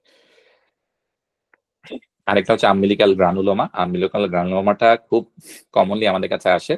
কিভাবে আসে, এটা হচ্ছে যে সাধারণত বাচ্চার নানি দাদিরা নিয়ে আসে আর কি, বা এসে বলবে যে হচ্ছে যে বাচ্চার যে নাভি সেটা শুকাচ্ছে না, এবং আপনি যদি বাচ্চাটাকে দেখেন দেখবে যে নাভির কাছে একটা হচ্ছে যে রাসবেরির মতো হচ্ছে যে একটা টিউমার, এটা লাল রঙের একটা টিউমার, যেটা টাচ করলেই হচ্ছে যে ব্লিড করতেছে। এটা খুব কমন একটা কন্ডিশন, এটাকে বলা হচ্ছে আম্বিলিক্যাল গ্রানুলোমা। এই ক্ষেত্রে আপনি কি করতে হবে, আপনাকে হচ্ছে কেমিক্যাল কটারি করতে হবে। আপনি যদি সিলভার নাইট্রেট দেন রুইকে, বাজারে পাওয়া যায়, সিলভার নাইট্রেট দিলে এটা হচ্ছে কেমিক্যাল কটারেশন হবে এবং আলটিমেটলি আম্বিলিকাসটা ড্রাই হয়ে যাবে। আচ্ছা, এর বাইরে দুইটা কন্ডিশন আছে, একটাকে বলছি পারসিস্টেন্ট ইউরাকাস। ইউরাকাস মানে আপনারা জানেন যে এটা হচ্ছে যে একদম মিডিয়ান আম্বিলিকাল লিগামেন্ট। আপনারা জানেন যে আমাদের পেটে কিন্তু অ্যান্টেরিয়র ওয়ালে কি কি আছে, মিডিয়ান আম্বিলিকাল লিগামেন্ট আছে, মিডিয়াল আম্বিলিকাল লিগামেন্ট আছে, আবার ল্যাটেরাল আম্বিলিকাল লিগামেন্ট আছে। টোটাল 5টা জিনিস, তাই না? তো মিডিয়ান আম্বিলিকাল লিগামেন্টটা বেসিক্যালি ইউরাকাসের জিনিস। এই ইউরাকাসের সাথে কি, এটা হচ্ছে ইউরিনারি ব্লাডারের সাথে আমাদের আম্বিলিকাসের একটা কমিউনিকেশন থাকে। ইউরাকাসটা সাধারণত ক্লোজড থাকে, কিন্তু কোনো কারণে যদি এটা ক্লোজ না হয় তাহলে কি হবে আপনি চিন্তা করেন যে ইউরিনারি ব্লাডারের সাথে কিন্তু বাচ্চার আম্বিলিকাসের একটা কমিউনিকেশন হয়ে যাবে। তো তখন কি হবে, বাচ্চা যখনই কান্নাকাটি করবে, অ্যাবডোমিনাল প্রেসার পাবে, তখনই কি হবে, তার আম্বিলিকাস দিয়ে কিন্তু ইউরিন আসবে। এবং এটা আপনি কিভাবে বুঝবেন, যে বাচ্চা যখনই ক্রাই করবে তখনই তার হচ্ছে যে একটা স্ট্র কালারের ফ্লুইড আসবে এবং এটার একটা ইউরিনিফারাস একটা স্মেল থাকবে। এগুলি দেখে আপনি বুঝতে পারবেন যে এটা হচ্ছে পারসিস্টেন্ট ইউরাকাস। ঠিক সেম টাইপের একটা সিনারিও আছে, সেটা হচ্ছে যে পারসিস্টেন্ট ভিটেলো ইন্টেস্টিনাল ড্রাক্ট। ইউরাকাসের ক্ষেত্রে যেমন এটা কার সাথে কার কমিউনিকেশন, আম্বিলিকাসের সাথে কিন্তু ইউরিনারি ব্লাডারের কমিউনিকেশন। হ্যাঁ, আর পারসিস্টেন্ট ভিটেলো ইন্টেস্টিনাল ড্রাক্টের ক্ষেত্রে কি, আম্বিলিকাসের সাথে কিন্তু আপনার গাটের কমিউনিকেশন। তাহলে কি হবে এই জায়গাটাতে দেখেন, যে স্মল যখনই বাচ্চা কান্নাকাটি করবে তখনই তার আম্বিলিকাস যে একটা ডিসচার্জ আসবে, সেটা সাধারণত একটা স্মল বাউল কন্টেন্ট বের হবে এবং এটা সাধারণত ব্রাউনিশ একটা ডিসচার্জ হয় এবং এটার সাধারণত ইউরিনিফেরাস কোনো স্মেল কিন্তু এখানে থাকবে না। এই ছোট ছোট পার্থক্য দেখে আপনার বুঝতে হবে যে এইটা পারসিস্টেন্ট ভিটেলো ইন্টেস্টিনাল ড্রাক্ট। তাহলে আমি আবার যদি সামারাইজ করি, একটা হচ্ছে পারসিস্টেন্ট ইউরাকাস এবং আরেকটা হচ্ছে পারসিস্টেন্ট ভিটেলো ইন্টেস্টিনাল ড্রাক্ট। পারসিস্টেন্ট ইউরাকাসটা হচ্ছে যে আম্বিলিকাসের সাথে আপনার ইউরিনারি ব্লাডার রিলেশন, ফলে এখানে যদি কোনো কারণে এই ট্র্যাকটা আনঅবলিটারেটেড থাকে, নন অবলিটারেটেড থাকে, তখন কি হয়, বাচ্চা যখনই কাঁদবে তখনই তার আম্বিলিকাস দিয়ে ইউরিন লিক হবে। আচ্ছা, আর পারসিস্টেন্ট ভিটেলো ইন্টেস্টিনাল ড্রাক্টের ক্ষেত্রে কি হবে, এখানে আমাদের আম্বিলিকাসের সাথে আমাদের গাটের একটা কমিউনিকেশন থাকে, ফলে যেটা বাচ্চা কান্নাকাটি করলে এখানে হচ্ছে একটা গাটের কন্টেন্ট বেরোতে থাকে। এরপরে আমরা যদি একটু দেখি পেডিয়াট্রিক প্রক্টোলজি, এইটা হচ্ছে প্রতি বছর আসে, এভরি ইয়ার, কোনো বছর বাদ নাই। প্রশ্ন যতই কঠিন হোক সহজ হোক, জুভেনাইল পলিপের প্রশ্ন আসবে। সিমটম কি, আপনাকে বলবে যে বাচ্চা বাথরুমে বসছে, বাথরুমে বসার পরে তার হচ্ছে পেইনলেস ব্লিডিং হচ্ছে এবং মা খেয়াল করছে যেখানে একটা চেরি রেড টাইপের একটা লেশন অ্যানাস দিয়ে প্রোট্রুড করতেছে। ডায়াগনোসিস কি, ডায়াগনোসিস হচ্ছে জুভেনাইল পলিপ। তাহলে painless bleeding with cherry red lesion, এটা ডায়াগনোসিস হচ্ছে জুভেনাইল পলিপ। এটা প্রতি বছর আসে। যদি পেইনফুল ব্লিডিং হয় তাহলে সব থেকে কমন কি, বাচ্চাদের ক্ষেত্রে ক্রনিক অ্যানাল ফিশার অনেক কমন। তো পেইনলেস ব্লিডিং হলে আপনার ডায়াগনোসিস জুভেনাইল পলিপ, আর পেইনফুল ব্লিডিং যদি হয় তাহলে আপনার ডায়াগনোসিস হচ্ছে কি, এই যে আমাদের ক্রনিক অ্যানাল ফিশার, আর এটা হচ্ছে পেইনলেস। এই দু জিনিসগুলো একটু আপনার খেয়াল করতে হবে। ইনগুইনাল হার্নিয়া নিয়ে আমরা পড়ছি মোটামুটি, হার্নিওটমি, হার্নিওগ্রাফি, হার্নিওপ্লাস্টি, এগুলো কখন কি করি এগুলো আমরা জানি। হাইপোস্পেডিয়াসিস এর ক্ষেত্রেও মোটামুটি আপনারা জানেন যে এটা হচ্ছে যে, খুব সুন্দর নাসিম ভাই পড়াইছে আপনাদেরকে, যে ভেন্ট্রাল সার্ভিসে থাকে, আমরা প্রত্যেকেই দেখছি এটা। এবং হাইপোস্পেডিয়াসের ক্ষেত্রে আমরা কি করি, আমরা সাধারণত প্রধানতম ঝামেলা থাকে কি, যে পেনিসটা বাঁকা হয়, তাই না? এটা সোজা করার জন্য আমরা অর্থোপ্লাস্টি করি, আর ইউরেথ্রাটাকে আমরা ইউরেথ্রাপ্লাস্টি করি। এই দুইটা আমরা অপারেশন সাধারণত করি আর কি, তাই না? আচ্ছা, এখানে অনেক কথাবার্তা আছে, সেটা তো আছে আর কি। তারপরে আমরা একটু দেখি আমাদের যেটা লাস্ট টপিক আজকে, সেটা হচ্ছে যে ভেসিকো ইউরেটারাল রিফ্লাক্স। ভেসিকো ইউরেটারাল রিফ্লাক্স জিনিসটা কি? ভেসিকো ইউরেটারাল রিফ্লাক্স জিনিসটা হচ্ছে বেসিক্যালি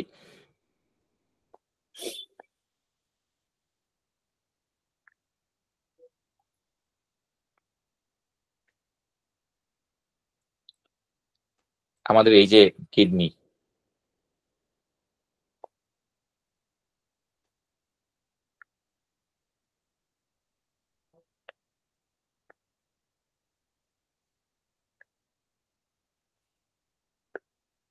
কিডনি, তাই না? এটা হচ্ছে আমাদের হচ্ছে ইউরেটার।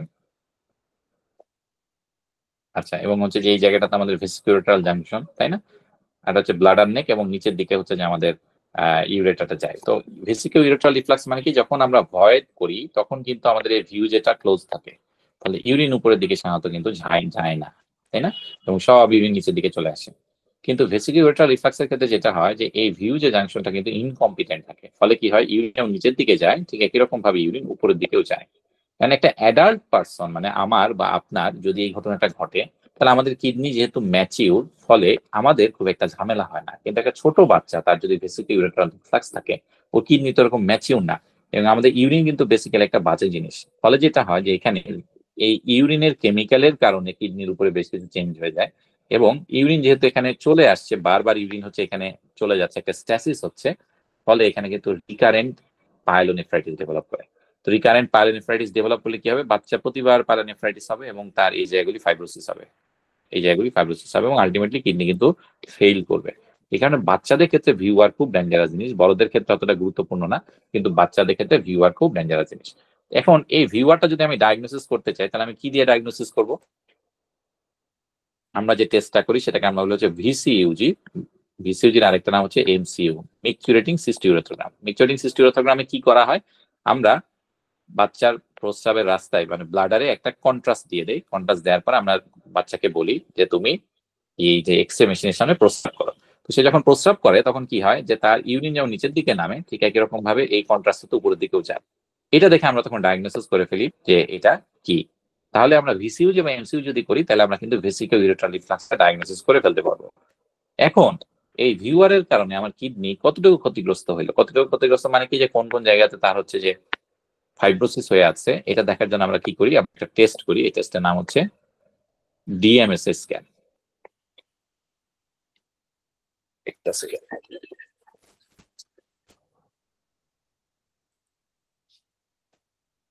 এরকম যে এই যে কোথায় কোথায় হচ্ছে যে আমাদের ফাইব্রোসিস আছে, এটা দেখার জন্য আমরা যে স্ক্যানটা করি সেটাকে আমরা বলি হচ্ছে ডিএমএসএ স্ক্যান। তাহলে ডিএমএসএ স্ক্যানটা কিন্তু আমরা সাধারণত ভিউয়ারের ক্ষেত্রে করি। হ্যাঁ, তাহলে আমরা এখানে বুঝতে পারছি যে আমাদের যে ভেসিকো ইউরেট্রাল রিফ্লাক্স, সেটা হচ্ছে যে খুবই সিম্পল। সাধারণত আমাদের যখন আমরা মিকচুরেট করি তখন আমাদের ইউরিনটা কেবলমাত্র ইউরেথ্রা দিয়ে বাইরে চলে যাওয়ার কথা, ইউরেটার দিয়ে কিডনির দিকে যাওয়ার কোনো প্রশ্নই আসে না। কিন্তু কোনো কারণে যদি আমাদের ভেসিকো ইউরেট্রিক জাংশনটা অ্যাবনর্মাল থাকে, তাহলে তখন কি হয়, এইটা ব্যাকফ্লো করে পিছন দিকে উপরের দিকে উঠে যায়। এইটা যদি উপরের দিকে উঠে, তখন যে ডিজিজটা হয় সেটাকে আমরা হচ্ছে ভেসিকো ইউরেট্রাল রিফ্লাক্স। এটার সিকুয়েলি কি, সিকুয়েলি হচ্ছে যে রিপিটেড ইউরিনারি ট্র্যাক্ট ইনফেকশন হয়, পাইলোনেফ্রাইটিস হয়। বাচ্চাদের ক্ষেত্রে যেহেতু কিডনিটা খুব দুর্বল, পাইলোনেফ্রাইটিস হলে প্রতিবার তার নেফ্রন লস হয় এবং এই জায়গাগুলি ফাইব্রোসিস হয়ে যায় এবং আলটিমেটলি একটা সময় তার কিডনি কিন্তু ফেল করতে পারে। এই জন্য আমরা তখন কতটুকু খারাপ অবস্থা কিডনি সেটা জাজ করার জন্য একটা টেস্ট করি। ডায়াগনোসিস করার জন্য আমরা কি করি, ভিসিইউজি বা এমসিইউ, দুইটা একই জিনিস। ভিসিইউজি মানে ভয়েডিং সিস্টিউরেথ্রোগ্রাম, এমসিইউ মানে মিকচুরেটিং সিস্টিউরেথ্রোগ্রাম, দুইটা সেম জিনিস। এটা আমরা করি, করে আমরা বুঝতে পারি যে তার ভিউয়ার আছে কিনা। আর ভিউয়ারের কারণে কিডনি কত ক্ষতিগ্রস্ত হইলো এটা দেখার জন্য আমরা ডিএমএসএ স্ক্যান করি। এই কয়েকটা ইনফরমেশন আপনাদের এখানে লাগবে। এইগুলি হচ্ছে যে আমাদের মোটামুটি এখানে বিভিন্নভাবে ঘুরে ফিরে এই জিনিসগুলি আছে। আপনারা এটা এখন বাকিগুলি পড়লেই পারবেন আর কি। তো আমরা যদি দুই একটা প্রশ্ন দেখি আপনাদেরকে দেখাই। আচ্ছা, এই যে দেখেন তো প্রশ্নটা, এটা কি হয় যে বেবি বর্ন হয়েছে 39 উইকস অফ জেস্টেশনে এবং বাচ্চা কি হচ্ছে, বারবার হচ্ছে সায়ানোসিস হচ্ছে, ফিডিং এর সময় ওটস হচ্ছে এবং যখন বাচ্চা খাচ্ছে তখন তার কিন্তু আবার ইমপ্রুভমেন্ট হয়ে যাচ্ছে। ডায়াগনোসিস কি মনে হচ্ছে এটা দেখে?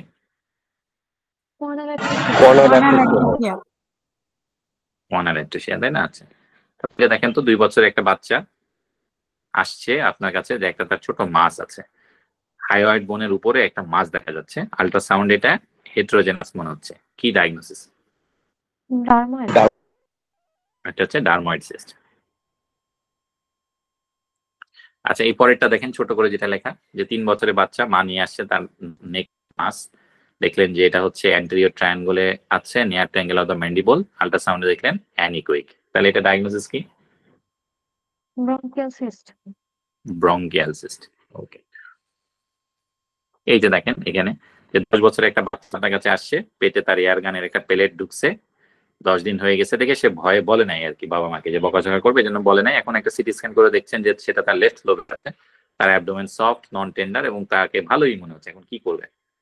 লেফট মানে যেমন আছে ওইভাবে রেখে দিব। হ্যাঁ, যেভাবে আছে ওভাবে রেখে দিব। ওকে, আচ্ছা, তারপরে এই যে এইটা দেখেন যে নিউবর্ন বেবি আপনার কাছে আসছে অ্যাবডোমিনাল ডিস্টেনশন নিয়ে, সিস্টিক ফাইব্রোসিস আছে তার, অ্যাবডোমিনাল এক্সরেতে দেখছেন যে তার coil of small Baul distended, কিন্তু কোনো ফ্লুইড লেভেল নাই। তাহলে কি করতে চান ফার্স্টে? Enema with any acetal system. হ্যাঁ, সিরিয়াল সিস্টেম দিয়ে আমরা হচ্ছে যেটা দিতে চাই আর কি। আচ্ছা, তারপরে এই যে এখানে একটা দেখা যাচ্ছে যে নিওনেট হচ্ছে আপনার কাছে আসছে বিলিয়াস ভমিটিং নিয়ে, পরীক্ষা করে দেখছেন যে ডিজে ফ্লেক্সারটা রাইট সাইড চলে আসছে। কি অপারেশন করবেন এখন? Let's proceed. তাহলে আমরা এখানে করবো হচ্ছে লার্জ প্রসিডিউর। ওকে, তারপরে আমরা দেখি মোটামুটি এই যে দেখেন, এই প্রশ্নটা প্রতি বছর আসে। 2-year-old boy has a history of rectal bleeding. The parents notice that post defecation a cherry red lesion is present at the anal verge. তাহলে ডায়াগনোসিস কি হবে? Juvenile polyp. তাহলে এটা ডায়াগনোসিস হচ্ছে জুভেনাইল পলিপ। তো এই হচ্ছে মোটামুটি ভাইয়া পুরা পেডিয়াট্রিক সার্জারি মোটামুটি সহজ আছে, তবে কিছু কনফিউজিং প্রশ্ন আছে। এইটা আপনাদেরকে দেখতে হবে আমার এই যে 30 মাস্টার টপিকের যে গ্রুপ আছে সেটাতে আপনারা যাবেন, যদি এখনো কেউ না ঢুকে থাকেন জয়েন করে ফেলবেন, ওইখানে পেডিয়াট্রিক সার্জারি ক্লাসটা দেখে ফেলবেন নাকি, ওখানে বেশ কিছু কনফিউজিং প্রশ্ন নিয়ে ডিসকাস করা আছে। আজকে ক্লাসটা করার পরে ওইটা দেখলে মোটামুটি ক্লিয়ার হয়ে যাবে আর কি। তো আজকে এই পর্যন্তই, আবার নেক্সট ক্লাসে দেখা হবে, সবাই ভালো থাকবেন।